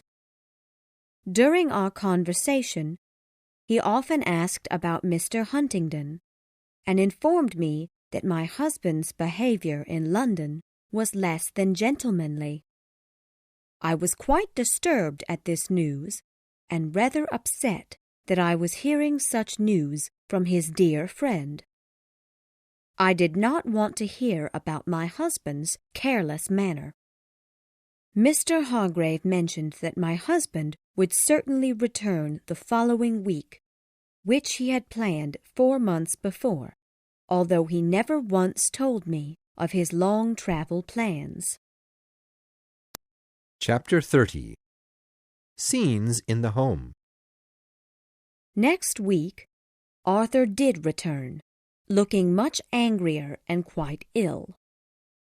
He had broken another promise, and this time I would certainly remind him of it. The day he returned, however, he was tired and upset. The next day, I began to speak to him about his broken promises, but he was not interested in discussing such topics. He ate little during our meals together, preferring a few glasses of wine instead. I was not pleased with this habit. Please, Helen, don't begin with that now. I can't bear it. Can't bear what? To be reminded of the promises you have broken? Helen, you are cruel. I have returned home tired and ill, and you feel no pity for me. I walked over, gently placing my hand on his forehead. There was no more discussion of his terrible behavior, as he had a fever and must rest. After his recovery, Arthur was still quite uneasy and became angry rather easily. Fortunately, his friend, Mr. Hargrave, began visiting quite frequently and often dined with us. Arthur continued with his habit of taking in a great amount of wine, although his friend would often persuade him to drink less. For this reason, I happily welcomed Mr. Hargrave as a real friend to the family. Yet, I still did not completely trust Mr. Hargrave, although I was not certain as to the reason for my distrust. Towards the end of the summer, I suggested that we take little Arthur to vacation on the seaside. But no, the seaside was far too uninteresting, my husband told me. Besides, he had been invited by one of his friends to spend a month or two in Scotland to go hunting, and had promised to go. "Then you will leave me again, Arthur?" said I. "Yes, dearest, but only so that I will love you more when I return. And during my travel you may visit your aunt and uncle at Stanningley. You know that your aunt and I are not fond of each other, so I believe you and the little one should go alone." I was willing to go for the visit, although I did not want to discuss my marriage with my aunt, although I knew she would be quite interested to know. During my stay with my dear aunt and uncle, I pretended to be cheerful and content with my marriage, although she knew a great deal about Arthur's shocking behavior as a husband. Others had informed my poor aunt about my husband. I never complained to her about my marriage troubles, as I didn't want to worry her, and I was a bit ashamed of my problems with my husband. She had warned me before I married him, but I refused to listen. Arthur did not come home till several weeks after my return to Grassdale, but I was not anxious, as he was not in London with so many temptations. Rather, he was in the quiet countryside of Scotland, hunting with his friends. Now it is January, and soon the spring will be here. I once welcomed the spring with hope and gladness, but now fear the coming season. Chapter 31. Social Behaviors. March 20th, 1824. The time has come, and Arthur is gone, as I expected. He announced that he would go to London for a short time, then travel to Paris for a short time. I know now that he will not return for months. We were to travel to London together, but shortly before we were to leave, I was informed that my father was quite ill. My husband insisted that I go visit the poor man. When I returned to Grassdale, however, I found out that Arthur had already departed for London, explaining that he must take care of his business affairs immediately. July 30th. He returned about 3 weeks ago in better health than before, but much more anxious and upset. My poor father died last week. Arthur seemed quite shocked that I mourned my father's death, as I did not know the man well. He was annoyed when I cried over my father's death, telling me that, when I cried, he felt uncomfortable. He refused to allow me to attend my father's funeral, telling me that he could not bear to be at Grassdale without me. "Why should you cry over an old gentleman, a stranger to us both? There now, you're crying again." August 20th. We will soon have our guests again, with the addition of Mr. and Mrs. Hattersley. September 30th. Our guests have been here a week or two. I still greatly dislike Lady Loughborough. I always avoid her except to politely greet her. For the first few days she often tried to gain Arthur's attention, but he seemed to ignore her flirtation, which quite pleased me. Grimsby and Hattersley encourage Arthur to take great amounts of wine, which I greatly disapprove of. Every evening after dinner, they drank several bottles of wine, and seemed to forget a gentleman's manners. Mr. Hargrave tried to persuade them to drink less, but they only encouraged him to drink with them. Lord Loughborough refused to sit with the men, and usually sat in another room with the ladies, which bothered Annabella a great deal. Lately, however, I have noticed that Arthur's behavior has improved. He takes less liquor and has shown better manners with our guests. This change occurred when Annabella no longer attempted to gain my husband's attention. Chapter 32. Information Rejected. October 5th. Esther Hargrave is becoming quite a fine girl. She is still in school, but will soon finish and look for a suitable husband. She often came to visit Grassdale with her mother when the gentlemen were out hunting. I worry for her future and often advise her to be careful when choosing a husband. She is full of wonder and excitement for the future, as I was before I was married, but then think of my terrible marriage and hope she will have better luck in choosing her husband than I did with mine. Her sister worries about her, too. Yesterday morning, Millicent and I were walking in the garden when she began speaking quite seriously. "Helen," she said, "Esther loves you very much and trusts you more than our mother. As you see her more than I do, I wish that you will persuade her never to marry for money, but only for love and respect."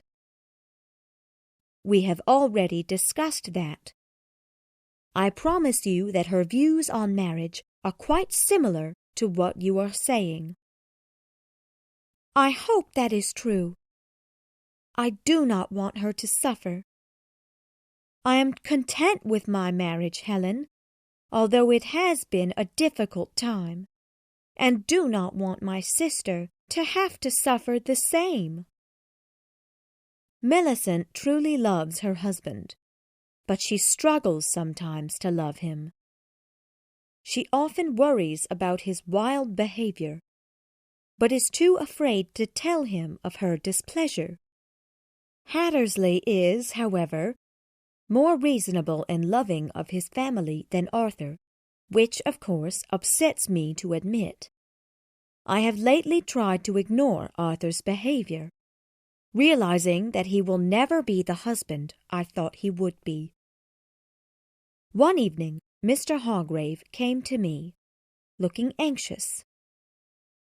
Dear Mrs. Huntington, I must tell you something very important, although I am in pain telling you because I know you will be hurt. Then don't tell me, please. But it is of importance. If it is important, then I will find out soon. I left him. What could he have to tell me that was important? 6th. Mr. Hargrave has not requested to announce the terrible news, and I still do not want to hear it. I do not greatly fear it. At present, I am pleased with Arthur. He has not embarrassed himself lately.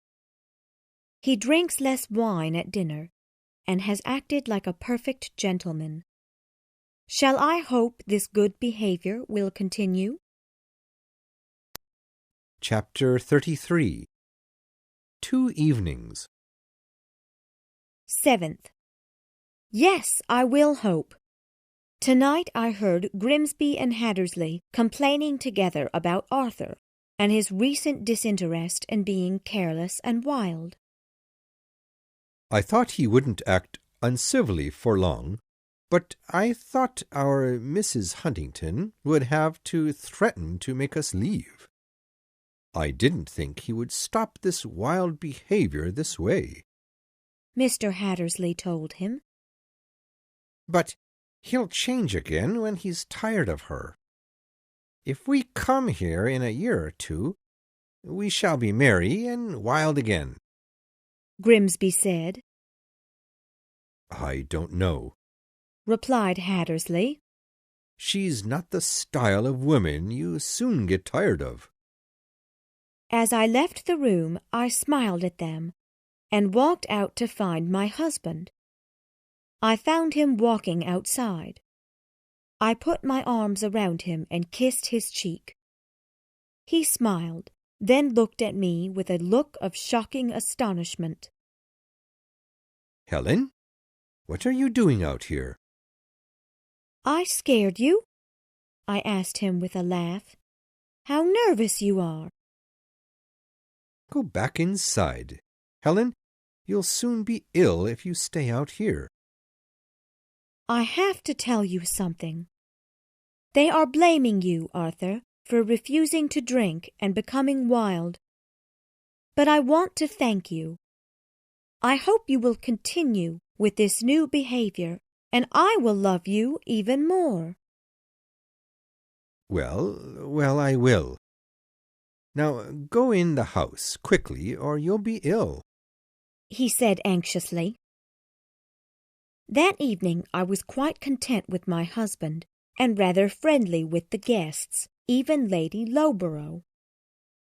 9th. Yesterday, when Rachel came to assist me in dressing for dinner, she looked quite upset. She had been crying. "What is the matter, Rachel? Why have you been crying?" I asked her. "Well, ma'am, I don't like Mr. Huntingdon's behavior." She paused. "You should be careful about that Lady Loughborough. If I were you, I would not allow her to be in this house any longer." I was shocked. At that moment, Millicent entered my room. At dinner, I watched my husband and Lady Loughborough quite carefully, but noticed no strange behavior. After dinner, Mr. Hargrave came to me, looking quite anxious. "May I tell you something, Mrs. Huntingdon?" he asked, without looking at me. "If it is important, please do tell me." "Do you notice that Annabella is not nearby? And have you also noticed that Mr. Huntingdon has also disappeared?" "Well?" I asked impatiently. "They've gone outside together, where you found your husband outside last night." Without a word, I stood up and walked quickly outside. Soon enough, I found them near a few trees in the yard, hidden from view. I silently walked near them without them hearing me move. "Ah, Huntingdon," I heard Lady Loughborough say, "it was here you kissed your wife, that silly woman." "Well, dearest, I must not upset her. I have certainly seen you kiss your foolish husband, but I never complain," my husband said to her. "But you don't love her, not even a little?" she asked, as she smiled at him. "Not even a little bit," he replied, as he kissed her cheek. She then ran back to the house, and he soon followed. I was too shocked and hurt to move. After a short time, I returned to the house. How could I bear my future life? I walked into the dark, empty dining room, where all was silent. As the guests were returning to their rooms to sleep, I opened the door just as Arthur was walking by. I asked him to come into the dining room. "Helen, what is the matter with you? You look ill," he asked, looking annoyed that I bothered him. "No matter," I answered. "Since you no longer love me, I no longer love you." I paused. "I would leave you tomorrow if I did not have our child to care for." "Helen, what is the matter with you? What are you speaking of?" You know. I saw you tonight outside with someone else, I said coldly. He was silent. Well, what then? He asked angrily. Will you let me take our child and the rest of my fortune and leave? No, of course not. Well, will you let me have the child then, without the money? No, nor yourself without the child. Do you think I want to look like a fool, left by my wife? No, you may not leave. Then I must stay here to be hated. But I will never again love you as a wife loves a husband. Very good. So, do not pretend to love me any longer. I cannot bear it. Very good, my lady. Chapter 34. Hiding the Secret. Evening. I was calm throughout the day, but worry how I will bear the next 10 or 12 days before our guests' departure. When they are gone, how shall I bear the next months or years of my future life with that man, my greatest enemy? No one could hurt me the way he has. I loved him so foolishly and trusted him completely. I no longer love my husband. I hate him. And I believe he will never feel guilty for the pain he has caused me. Mr. Hargrave has annoyed me all day long with his extreme politeness. I do not trust that man, although his kindness may be true. He seems to want to speak to me alone, but I do not wish to speak to him nor anyone else about the terrible news about my husband. Earlier today, while the gentlemen were out hunting, I was in the sitting-room with the other ladies. Lady Loughborough was quite talkative and wanted to have a conversation with me. I want never to speak to that woman again. I sat nearby reading a book and finally could not bear her speaking to me. Soon enough, I wrote her a short message on a page in my book and passed it to her. I know your behavior quite well and know that there is no real friendship between us. I must ask that you never speak to me as you would to a friend, as I am not your friend. As she read, she became silent, looking quite embarrassed. She then stood up and came to me, speaking in a whisper. Helen, please let me speak to you for a moment. I informed her that I knew of her love affair with my husband. She was silent for some time. Will you tell Lord Loughborough? She asked me, looking quite worried. What if I do? Well, I hope you do not tell him, and would be thankful to you if you did not tell him. I shall not tell him, but only because I do not want to upset your dear husband. I hope you will realize how selfish you are, and soon regret what you have done. I paused. And now, Lady Loughborough, I hope you will leave this house immediately. Yes, of course, she said, interrupting me. But Helen, I cannot go early. I have no reason to leave early. All the guests would have suspicions about my early departure. Please allow me to stay until the other guests leave as well. Only a week longer. I will not annoy you any more. Well, I have nothing more to say to you. Have you mentioned this affair to Huntingdon? She asked as I was leaving the room. Do not mention his name to me, was my answer to her.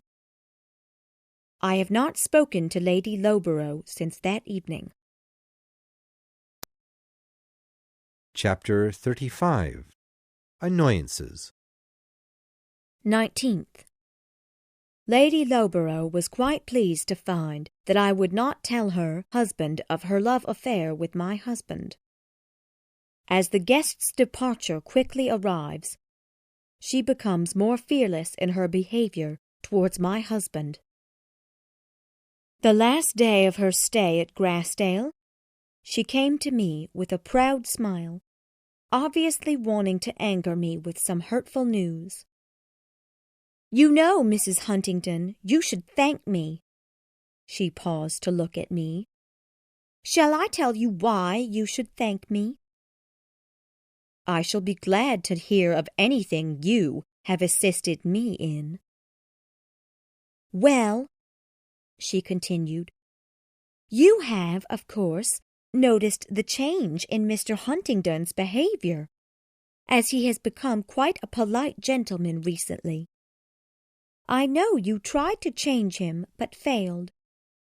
I told him in a few words that I could not bear to see him embarrass himself, and that he should take less wine and begin acting like a gentleman. So he did change his behavior, and you should thank me for it." I stood up and left the room. "But I do not ask for your thanks," she continued. "I only hope that you will take care of him when I am gone, and do not ignore him, or he will return to his bad drinking habits again." I was silent with anger. They are all going tomorrow. I am quite thankful. Chapter 36. Silence. December 20th, 1824. This is the 3rd anniversary of our marriage. Our guests left 2 months ago. There is no love or friendship between my husband and I. The first week after our guests left, he was quite upset that his dear Annabella was gone. He was easily angered by anything I did, although I tried to please him, being polite, but never loving.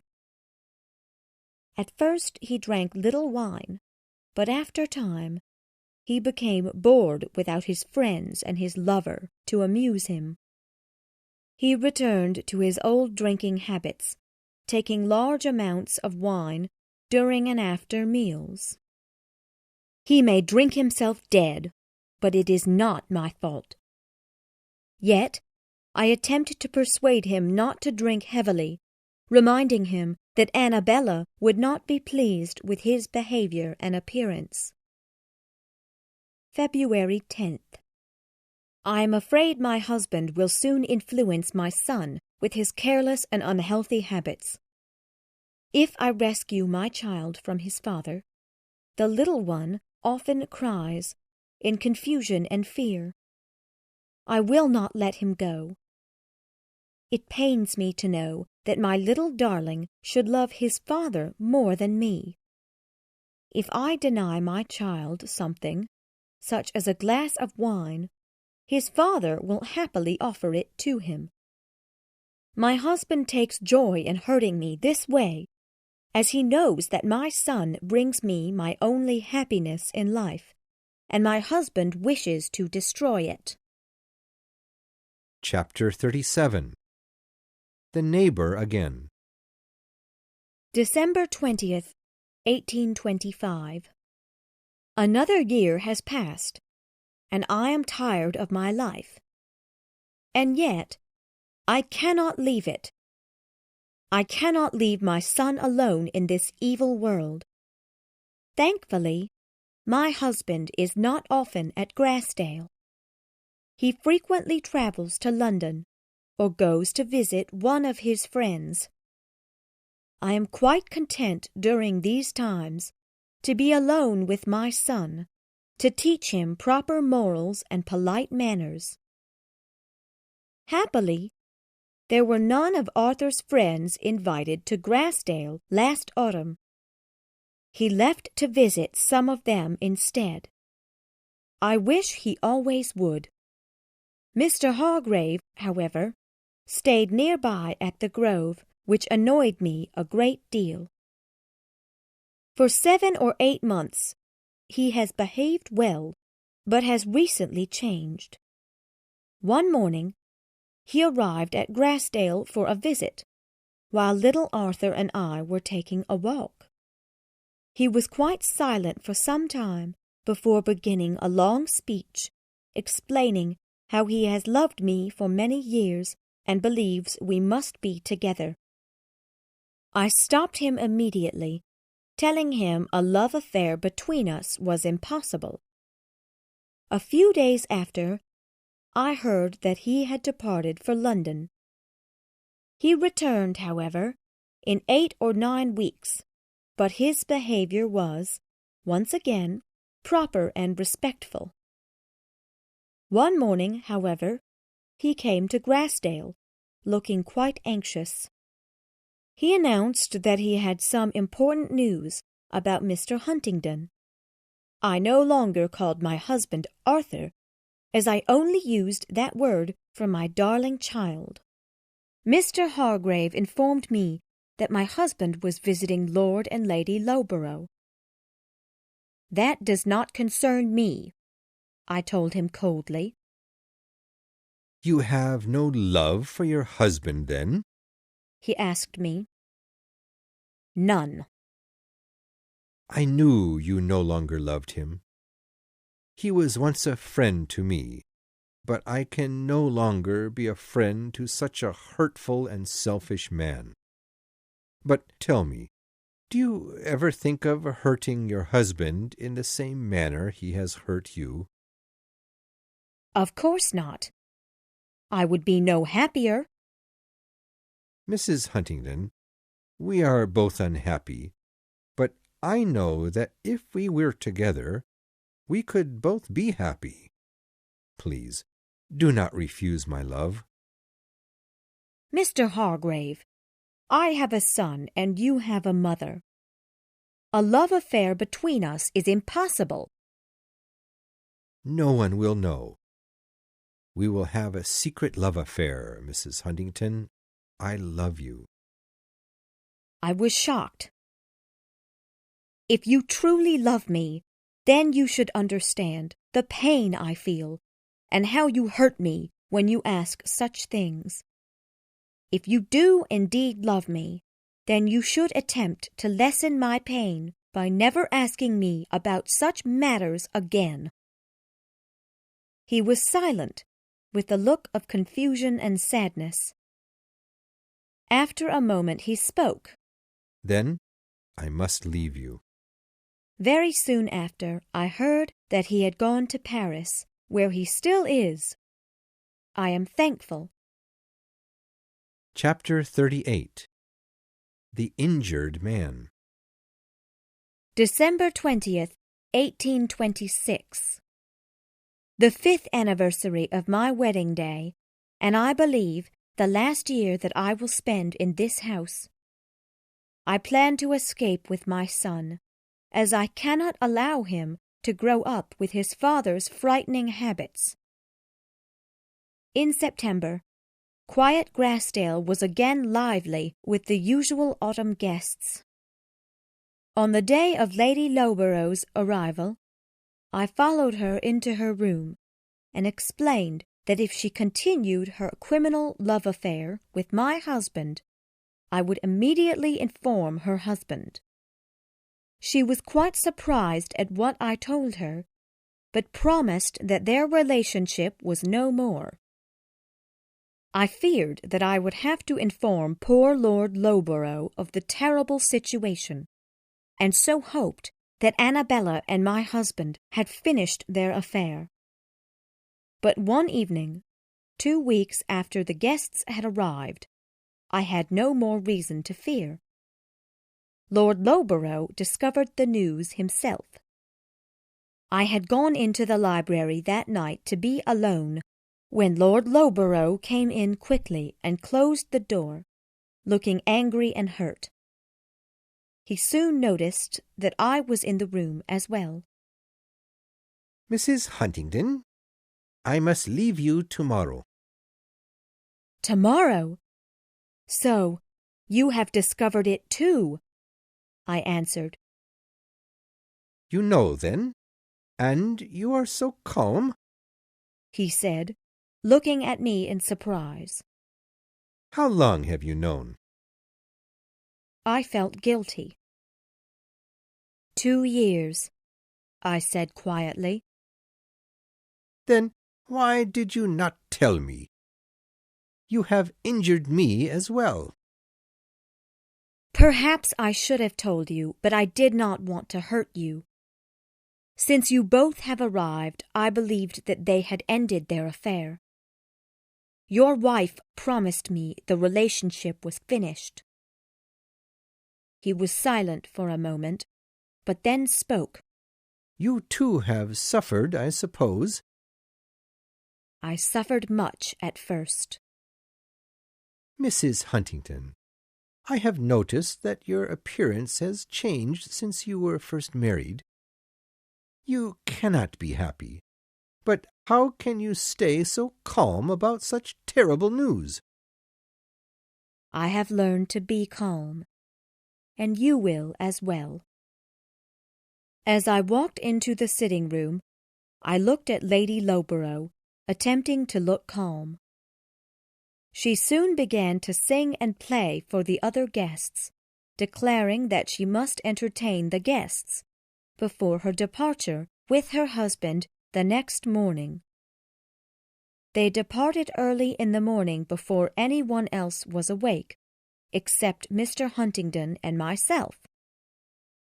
"You're leaving already, Loughborough," my husband said to him with a smile. As Lord Loughborough was walking out the door, Mr. Huntingdon loudly shouted, "Give my love to Annabella. I wish you both a happy journey," then walked off, laughing to himself. He mentioned later that day that he was much happier with his mistress gone, as she was becoming an annoyance. I know nothing more of Lord Loughborough's life, except from what Millicent tells me. Although poor Millicent does not know that Lord and Lady Loughborough have separated. She lives in London, amusing herself with lovers and parties. He lives with their 2 children alone. Unfortunately, Lady Loughborough never loved her children, and never visits. A few days after Lord and Lady Loughborough departed, the other ladies left as well. The gentlemen, however, stayed longer at Grassdale, although I did not spend much time with them. Chapter 39. A Plan of Escape. My worries are about my son. His father and his father's friends often teach him his father's bad habits and encourage him. I attempt to keep my son away from them as long as possible, but Mr. Huntingdon often calls his son to the dinner table after the men have finished eating. They find the boy quite amusing when he takes wine with them and uses the terrible words his father teaches him. My son finds this time entertaining as well, and cries when I force him to leave them. I am thankful that Mr. Hargrave does not encourage the child. I have never seen him laugh at the child's behavior. I can no longer allow my dear son to follow his father's habits. Therefore, I must leave soon with my son. For now, I must continue to improve my painting talent. I will then explain my plan to Rachel.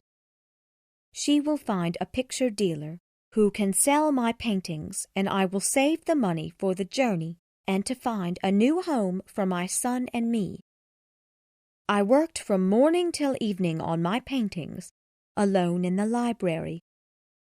At times, Mr. Hargrave would come to visit for a short time, but I said little to him, and he would soon leave.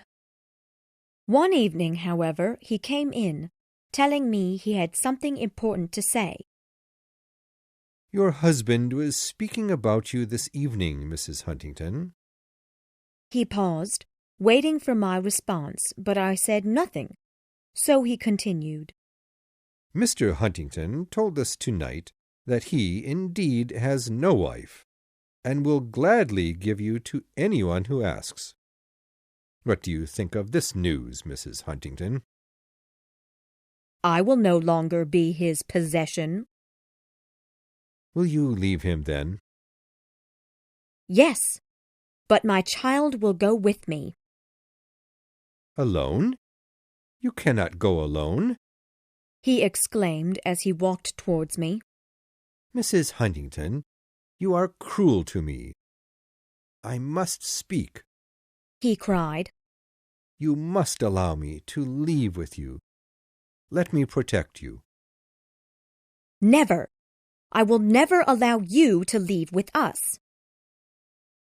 Soon enough, Grimsby walked by, looking into the library at the two of us. Immediately my husband, Hattersley, and Grimsby came into the room. Mr. Hargrave was smiling with satisfaction. "Mr. Hargrave," I said coldly, "please tell these gentlemen that I did not refuse your requests to become my lover." He turned around and looked at me in surprise. "No, you did not," he said quietly, looking down. I immediately left them. What a scene! How could I bear such embarrassment in my own home?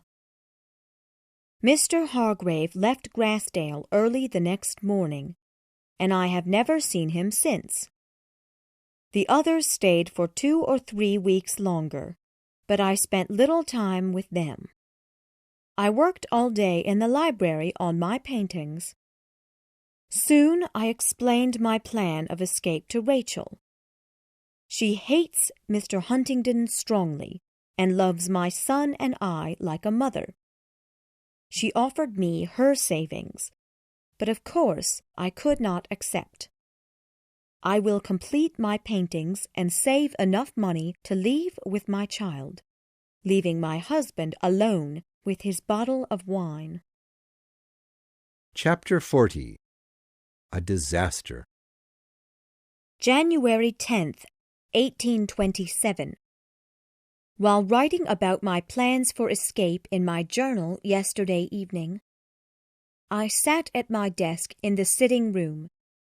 Mr. Huntington was present, but I thought he was asleep on the sofa behind me. He had stood up, however, and been reading the journal as I wrote.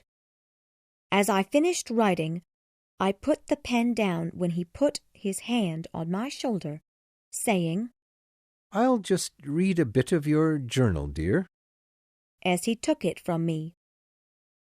"It's rather long. He said, Perhaps I'll read it another day, but please give me the keys to your desk." "Why?" I asked, quite frightened. He then took the keys from my hand and opened my desk, and quickly removed the painting supplies. He then began throwing the supplies and my beloved paintings into the fire. He then took the money I had saved and threw the keys at me. I then returned to my room in shock and fear. How would I save my son now? Chapter 41. Hope Again. March 20th. Mr. Huntington left in early February. Now I am alone with my son, to teach him about morals and gentlemanly behavior. It was quite difficult to break those terrible habits that his father taught him, but he has learned quickly. He now refuses to drink wine or any other liquor. At first I gave him as much wine as he requested, but added a bit of medicine to make him feel ill. Now, he believes that if he drinks wine, he will soon be ill. My brother, Frederick, is coming to Grassdale soon for a visit. After his arrival, I will explain my plans for escape and ask for his help. I believe he will be quite willing to help me, as he hates my husband for his terrible behavior as a husband and father, although he has found this information through others. I never told him a word of my marriage problems. April 16th. He has come and gone. He stayed for only 2 weeks. The time passed quickly, but very, very happily. He is willing to assist me in my escape, but has persuaded me to stay at Grassdale until I cannot bear the situation any longer. He will prepare a few rooms in Wildfell Hall, where his family lived many years ago. If I need his help, I will write to him, and he will have the rooms ready for my arrival. Chapter 42.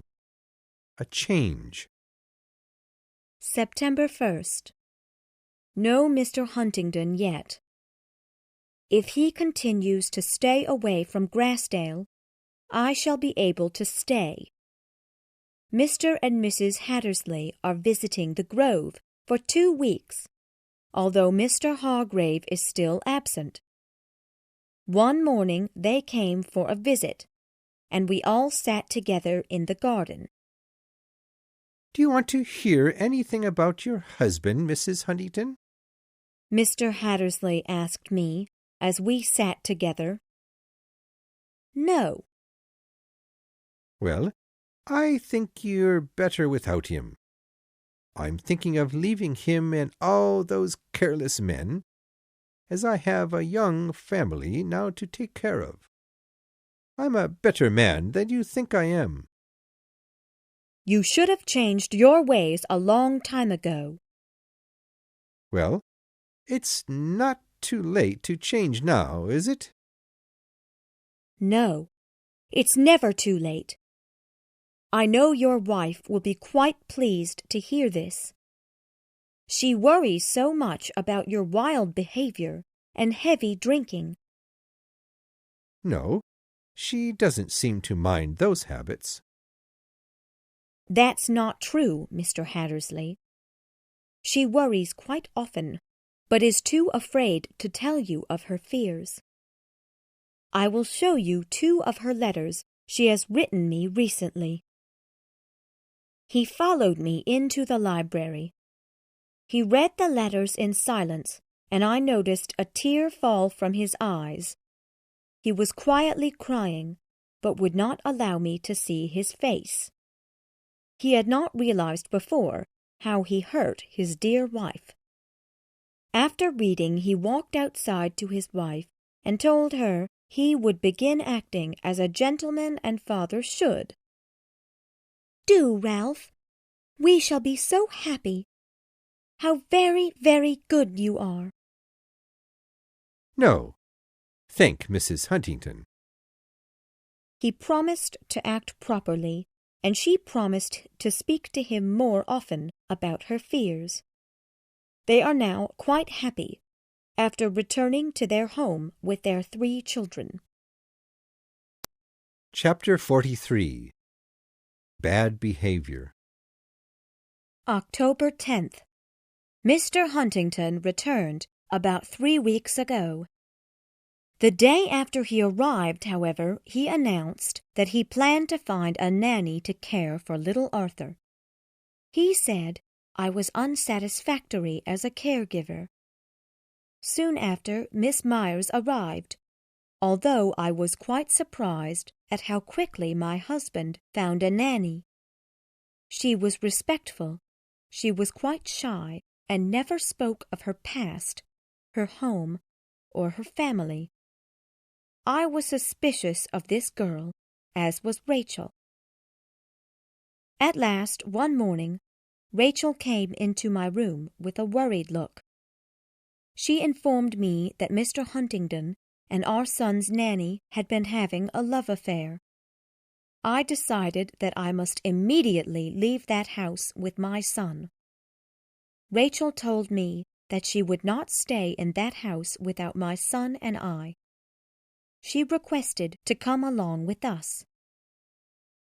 "I have no home, Mrs. Huntingdon, but with you," she told me. "But I can't afford to pay you, and we will no longer live in comfort and wealth." "You'll want somebody to clean and cook, won't you?" "I can do all that. And you don't have to pay me. I have some savings." "Well," I said, then paused for a moment. "Then we'll all go together." The next day, I sent a letter to Frederick, informing him that we would soon leave for Wildfell Hall, and hoped he would prepare the house for our arrival. I then sent letters to Millicent and my dear aunt, explaining that I must leave my husband to save my son's future, or he would soon take his father's terrible, ungentlemanly habits. Meanwhile, Rachel secretly packed our things together for the departure.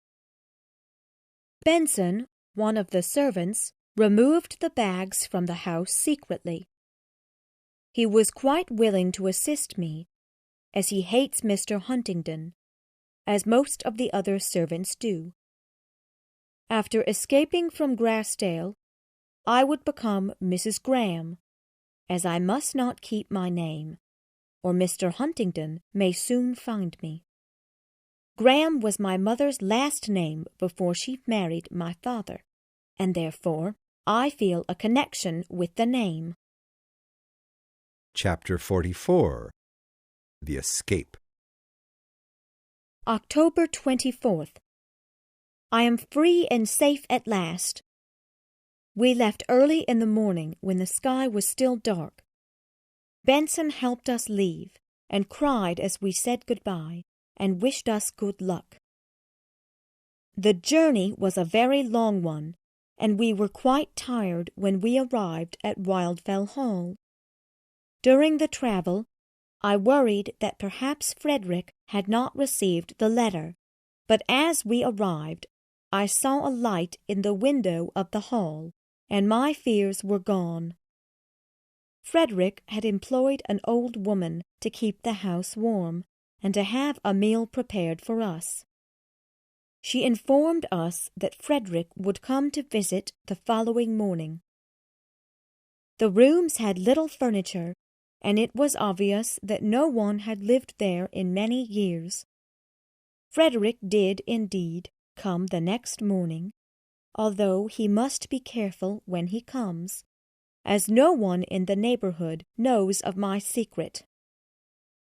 I have now been here nearly 2 weeks, but still worry that I may soon be discovered and be forced to return to my husband. My brother has informed me that Mr. Huntingdon is spending a great deal of time and effort attempting to find out where I am. He recently went to Stanningley, thinking that my aunt would, perhaps, know of my location. He has written to my brother as well, asking him to tell him where to find me, but my brother tells him nothing, of course. My husband has suggested that I return our child to him, and I am free to live my life away from him, but I could never separate from my dear little Arthur. He is my only joy in life, and I will never leave him. 30th. My kind neighbors will not leave me alone. 3 families have recently visited Wildfell Hall, attempting to discover who I am and where I have come from. I am quite annoyed with their many visits, as I am frightened they will soon find out the truth. November 3rd. I have begun to know my neighbors better. I met a fine gentleman, Gilbert Markham. Here is where the journal ends. The rest was torn away. How cruel! She was just beginning to speak of me. Chapter 45. Forgiveness. Well, Halford, what do you think of this story? I could not sleep tonight, as I spend the entire night reading this story of my dear Helen. I did not finish reading until nearly 8 o'clock in the morning. Shortly after breakfast, I returned to Wildfell Hall to return my dear Helen's journal and ask her to forgive me for my terrible behavior the night before. As I walked into the sitting room, she turned to me and spoke. "Have you read my journal?" "I've read it," I said, "and want to know if you'll forgive me, if you can forgive me." She was silent, crying as she looked out the window, but soon spoke. "Can you forgive me?" I gently placed her hand in mine. "You should have told me earlier," I said quietly. "Now, Gilbert, you must leave me and never come again." "Never again. Helen, I love you. How can I leave you?" For that reason, I will soon leave this place as soon as I find another safe place to hide from my husband. If we continue to meet, it will be even more difficult to part. So, you must not come again. "I'll do whatever you desire, but please don't say that this is our last meeting." Why not? Every time we meet, the thoughts of our last meeting will become more painful. "But we may write," I suggested quietly. We can hear of each other through my brother. "Your brother?" I soon remembered what pain I had caused him and felt ashamed, but I did not have the courage to tell her. "Your brother will not help us." And he is right. We should forget each other. But don't be afraid, Gilbert. You should marry and find happiness. You are still young. "And you are young too, Helen. I'll wait for you." She refused to accept this. "Mr. Huntington may live for many, many years, and I must not waste my life waiting for her." She soon added, Frederick shall inform you in 6 months of my location. If you still have these feelings, then you may write, and I will answer you. 6 months? Yes, and now you must leave me, she said with a sad look. And we parted, but I hope not forever. I then returned home, thinking of how to apologize to poor Mr. Lawrence. Later that afternoon, I went to see him. He was quite surprised at my arrival, and feared that I might again cause him pain. "Lawrence, I made a mistake, and I have come to apologize to you. I regret what I have done to you. I had heard you speaking to her one night, and mistakenly thought you were lovers. I did not know you were Mrs. Graham's brother." "Well, you are forgiven. Now, did you mention this incident to my sister?" "No, I did not have the courage to tell her. But when you tell her, will you say that I regret?" "Do not fear. I shall say nothing." I left him shortly after, and we were friends once again. Chapter 46. Friendly Advice. I was tempted to tell my mother and sister about Mrs. Graham's poor story, but I did not. I knew that if I told them, Eliza Millward and Jane Wilson would soon find out, as well, and would find a way to tell Mr. Huntington. I could not bear to see my dear Helen in such a terrible situation again. My mother was quite worried about me and my contact with Mrs. Graham, but I said little about the situation to her. Mrs. Huntington did not leave Wildfell Hall for another 2 months.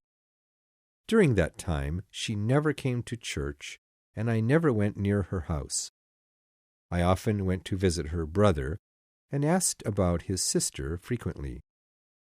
He said little about her, and I was too embarrassed to ask any other questions about her, as he did not seem pleased that I showed such a strong interest in his sister.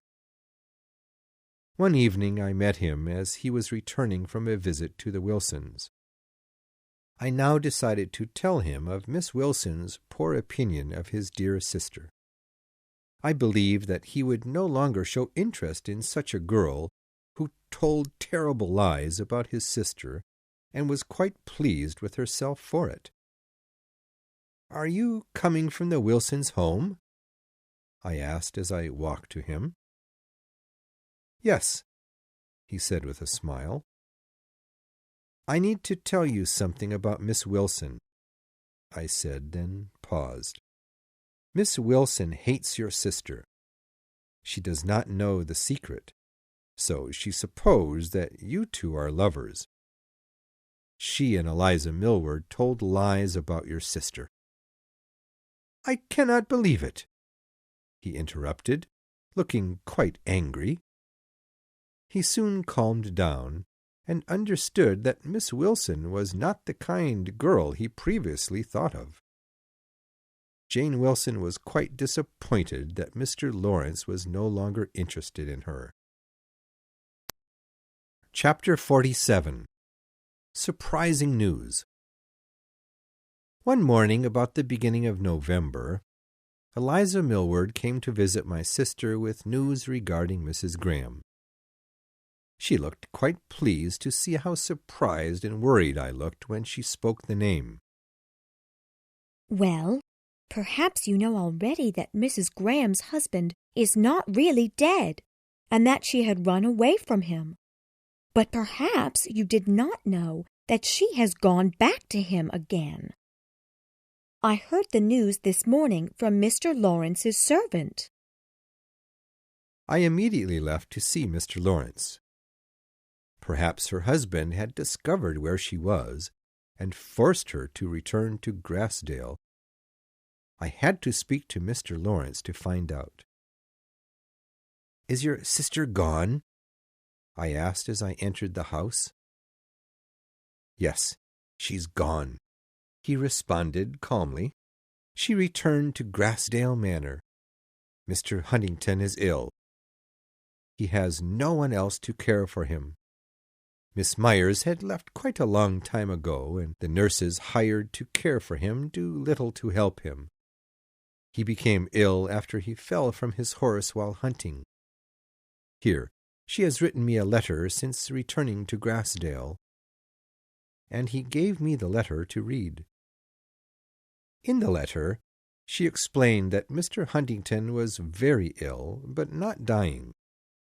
His health has improved since she had arrived to care for him. When she first arrived, he could not stay awake for long periods of time, and did not realize his wife, Mrs. Huntington, had returned to care for him. When he discovered that she had, indeed, returned, he demanded to see his son. She calmly informed him that he could see his son after he signed an agreement to promise that she could leave with her son if she could not bear living with him any longer. At first, he said he would sign the agreement later, but he needed to see his son. She refused, telling him that he must first sign. Eventually, he signed the paper, and little Arthur was brought into the room. He had not seen his father for over a year, and was a bit afraid, seeing his father so ill. Mr. Huntington declared that I had made the child hate him. I requested that Mr. Lawrence write to ask for permission to tell my mother and sister about her story, so they will know the reason for leaving her husband." He agreed. Chapter 48. More News. 5 or 6 days after this, Mr. Lawrence came for a visit. As soon as we were alone, I asked him about his sister. He gave me a letter he had received from her that day. In the letter, she mentioned that I may explain her story to my mother and sister, but quite briefly. She said nothing more about me. In the letter, she said that her husband's health has improved, although he is not allowed to drink liquor, which quite upsets him, as he usually drinks great amounts of wine during and after his meals. He is not quite content with his wife nearby, and becomes quite upset if she leaves his bedside. He fears upsetting her and worries that she will again leave him when he recovers from his illness. She has promised that she will not leave if he behaves well. He, of course, declares that he will never hurt her again, but she knows not to trust his words. She has seen Esther Hargrave, who has become an elegant, beautiful young woman. She has still not found a suitable husband, although there are several men interested in her. Her mother and brother are quite upset with her for not quickly choosing a wealthy husband. I told my mother and sister of Mrs. Huntington's secret, and they were both delighted to hear it. Although they both felt guilty for not being more friendly to my dear Helen. My sister immediately left to tell the Millwards and the Wilsons. Mary Millward was pleased as well to hear the news. Perhaps I should tell you now, as I do not know when I will speak of Mary Millward again. She and Richard Wilson had secretly planned to marry. Eventually, they happily married, and he became the minister of the town. Her sister Eliza, who I foolishly loved for a short time, married a wealthy tradesman and moved away. I have not spoken with her for many years. Miss Wilson was upset that Mr. Lawrence was no longer interested in her. She never did find a wealthy husband to marry. When her mother died, she moved away, living alone, bitter about her life. Chapter 49. Waiting. I continued to visit Mr. Lawrence. We seldom talked about Mrs. Huntington, although I always mentioned her, hoping that he would have some news about my dear Helen. Lately, Mr. Huntington's health has worsened, as he continues to drink great amounts of wine. So his health suffers, although he fears death more often.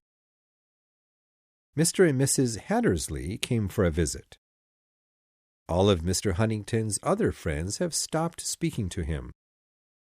Mr. Hattersley greatly regrets his past ungentlemanly behavior.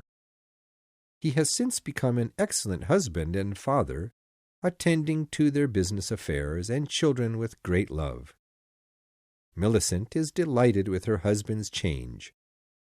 Soon after the Hattersleys arrived, Mr. Huntington's health became much worse. He remarked that the great pain he felt was gone. Mrs. Huntington was alarmed. The doctor informed her that if the pain was gone, he would soon die. Mr. Huntington became more anxious at the thought of his death. On December 5th, Mr. Huntington died. His wife stayed with him all through the night. "Pray for me, Helen," he said before he died. Chapter 50. Doubts and Disappointments. Frederick Lawrence soon left for Grassdale to attend Mr. Huntington's funeral. I still loved Helen, but promised to wait another 10 weeks before I would write to her. It still had not been 6 months since I last spoke to her. There is quite a difference between Mrs. Huntington, the lady of Grassdale Manor, and Mrs. Graham, the artist, the tenant of Wildfell Hall. Perhaps she no longer was in love with me.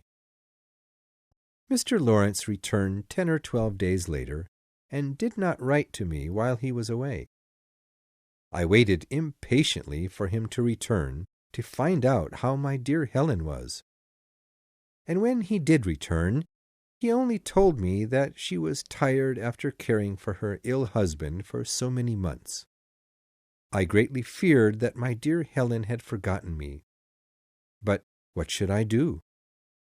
I would wait for another 10 weeks, then write to her. Soon after the death of her husband, her aunt requested that she go to Stanningley, as her uncle was rather ill. Her uncle died a short time after her arrival. She planned to stay there for some time to comfort her dear aunt. Lawrence did not know when she would return to Grassdale. The next time, in early June, I saw Lawrence. He came for a visit, quite unusual, as I was usually the one to visit him. He informed me that he was soon leaving for Grassdale to visit his sister. To Grassdale? Is she there, then? I asked in surprise. Yes, but in a day or two she and I will leave with her aunt to vacation at the seaside. Lawrence seemed to expect me to ask him to give her a message for me, but I said nothing. After he left, however, I regretted my decision. Now it was too late. He did not return till the end of August. He wrote to me 2 or 3 times while he was gone, but said little about my dear Helen. I decided I would write to her after her return to Grassdale, where she would be alone. In one of his letters, he mentioned Lord and Lady Loughborough, who have recently divorced. Lady Loughborough ran away with another man. Her husband was quite angry and finally decided to obtain a divorce. No one has heard from Lady Loughborough since she left, but Lord Loughborough fell in love with another woman, quite plain and older. Others said he was a fool for marrying such an ordinary woman with little wealth. He refused to listen to others. He was in love with her as she was with him. She became an excellent mother to their children. They have been married happily since. Grimsby, however, continued his terrible habits of drinking and going wild in London. One night he died after fighting with one of his drinking friends. Mr. Hattersley was quite frightened after seeing his friend Huntington die, and was determined to be a better husband and father. He lived in the country with his wife and many children. Mrs. Hattersley is quite content with her gentleman husband and their children. Chapter 51. An Unexpected Incident. One cold day during December, I was walking home when I saw Eliza Millward walking towards my home. We walked along together, although I said little to her, as I was still quite upset with her behavior towards my dear Helen. "I was just coming to see your sister, Mr. Markham," she said. After a pause, she continued. "I have some news for your sister," she said with a smile. "Do you know why Mr. Lawrence has left?" "Is he gone?" I asked, quite surprised. "His sister is going to be married next Thursday." "No, Eliza, that's not true." "Mr. Markham, are you all right? You look ill." I immediately left her to go see Mr. Lawrence. He had indeed left for Grassdale. At that moment I decided I must leave for Grassdale. She must not marry anyone but myself. I quickly explained to my mother that I must leave to do business. The journey was long, and I thought of nothing but my dear Helen. The driver informed me that the wedding was taking place at the Grove, the home of the Hargraves. As I arrived, however, I saw the bride and groom step out of the house married. I walked closer, but wait! The groom was Mr. Lawrence, and the bride a lovely beauty indeed. "Is that you, Markham?" he asked, looking confused. "Yes, Lawrence. Is that you?" "Please, meet my new wife. Esther, this is Mr. Markham. Markham, this is Mrs. Lawrence," he said with a smile. "Did you receive my letter?" "What letter?" "The one announcing my wedding." He soon informed me that Helen was with her aunt at Stanningley. I quickly departed, leaving for Stanningley. Chapter 52. Uncertainty. As I was leaving Grassdale Manor, the driver began speaking to me. He had previously worked at the Hargraves' home. "Is Mr. Hargrave married, then?" "Yes, sir, a month ago. He was married to a rich older woman whose first husband had died. She and Mr. Hargrave argued about how much he would receive after their wedding. She refused to give him all her money as he wanted. So he soon left her. A few months ago he married a plain older woman with less money. She was pleased to be getting married, but has discovered that he is not the gentleman she thought he was. He isn't so nice, generous, or friendly." I became quite anxious when I first saw Grassdale Manor. I could not deny that Helen's wealth was far above my own. Would she still be in love with me? Could she, indeed, marry me, although she is much wealthier than I am? I slowly walked to the door and asked for Mrs. Huntington, but was soon informed that she was staying at Stanningley with her aunt, but would return before Christmas. I decided that I must see her to find out if my dear Helen still loved me as I loved her. Many hours later I arrived at Stanningley, worried and anxious. I stood in front of the gates for some time, deciding whether to walk to the house or leave immediately. No, I could not let her see me. How could such a woman of wealth and luxury marry me? No, I would not ask her. I would leave immediately, and she will never know that I had come. Goodbye, then, dear Helen, forever. Chapter 53. Conclusion. While I was standing outside the gate, a carriage stopped at the house. I did not look at it, but soon I heard a child's voice. "Mamma! Mamma! Here's Mr. Markham!" Mrs. Huntington stepped out of the carriage and greeted me calmly. "Were you coming to see us or only passing by?" I came to see the place," I whispered. "Well, please do come in." Yes, you must come in," cried Arthur. We walked into the house and sat down. "Now, tell me how everyone is. What news is there? Nobody dead? Nobody married? She paused. Or expecting to marry? No old friendships forgotten?" She asked as she looked at me. "I believe not. Certainly not for me." "Aunt, this man is my brother's close friend, and was my own dear friend for a few short months."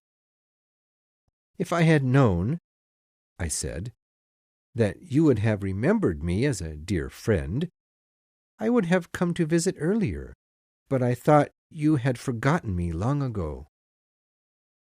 "You were certainly mistaken." Little Arthur left the room to help his grandma, and there was silence for a short time. She looked quite anxious, walking around the room, then sitting, then opening a book. She seemed nervously excited. "Gilbert, what is the matter with you? Why are you so changed?" "I'm not changed, Helen, Mrs. Huntington, but the situation has changed." "What situation? Do tell me," she exclaimed. "I'll tell you," I said. "I came here to see you, although I feared seeing you, as perhaps you had forgotten me. I did not want to disturb you, so I thought I should not see you." She was quiet, but soon spoke. "And if my aunt and I had not been returning, I would never have heard from you again?"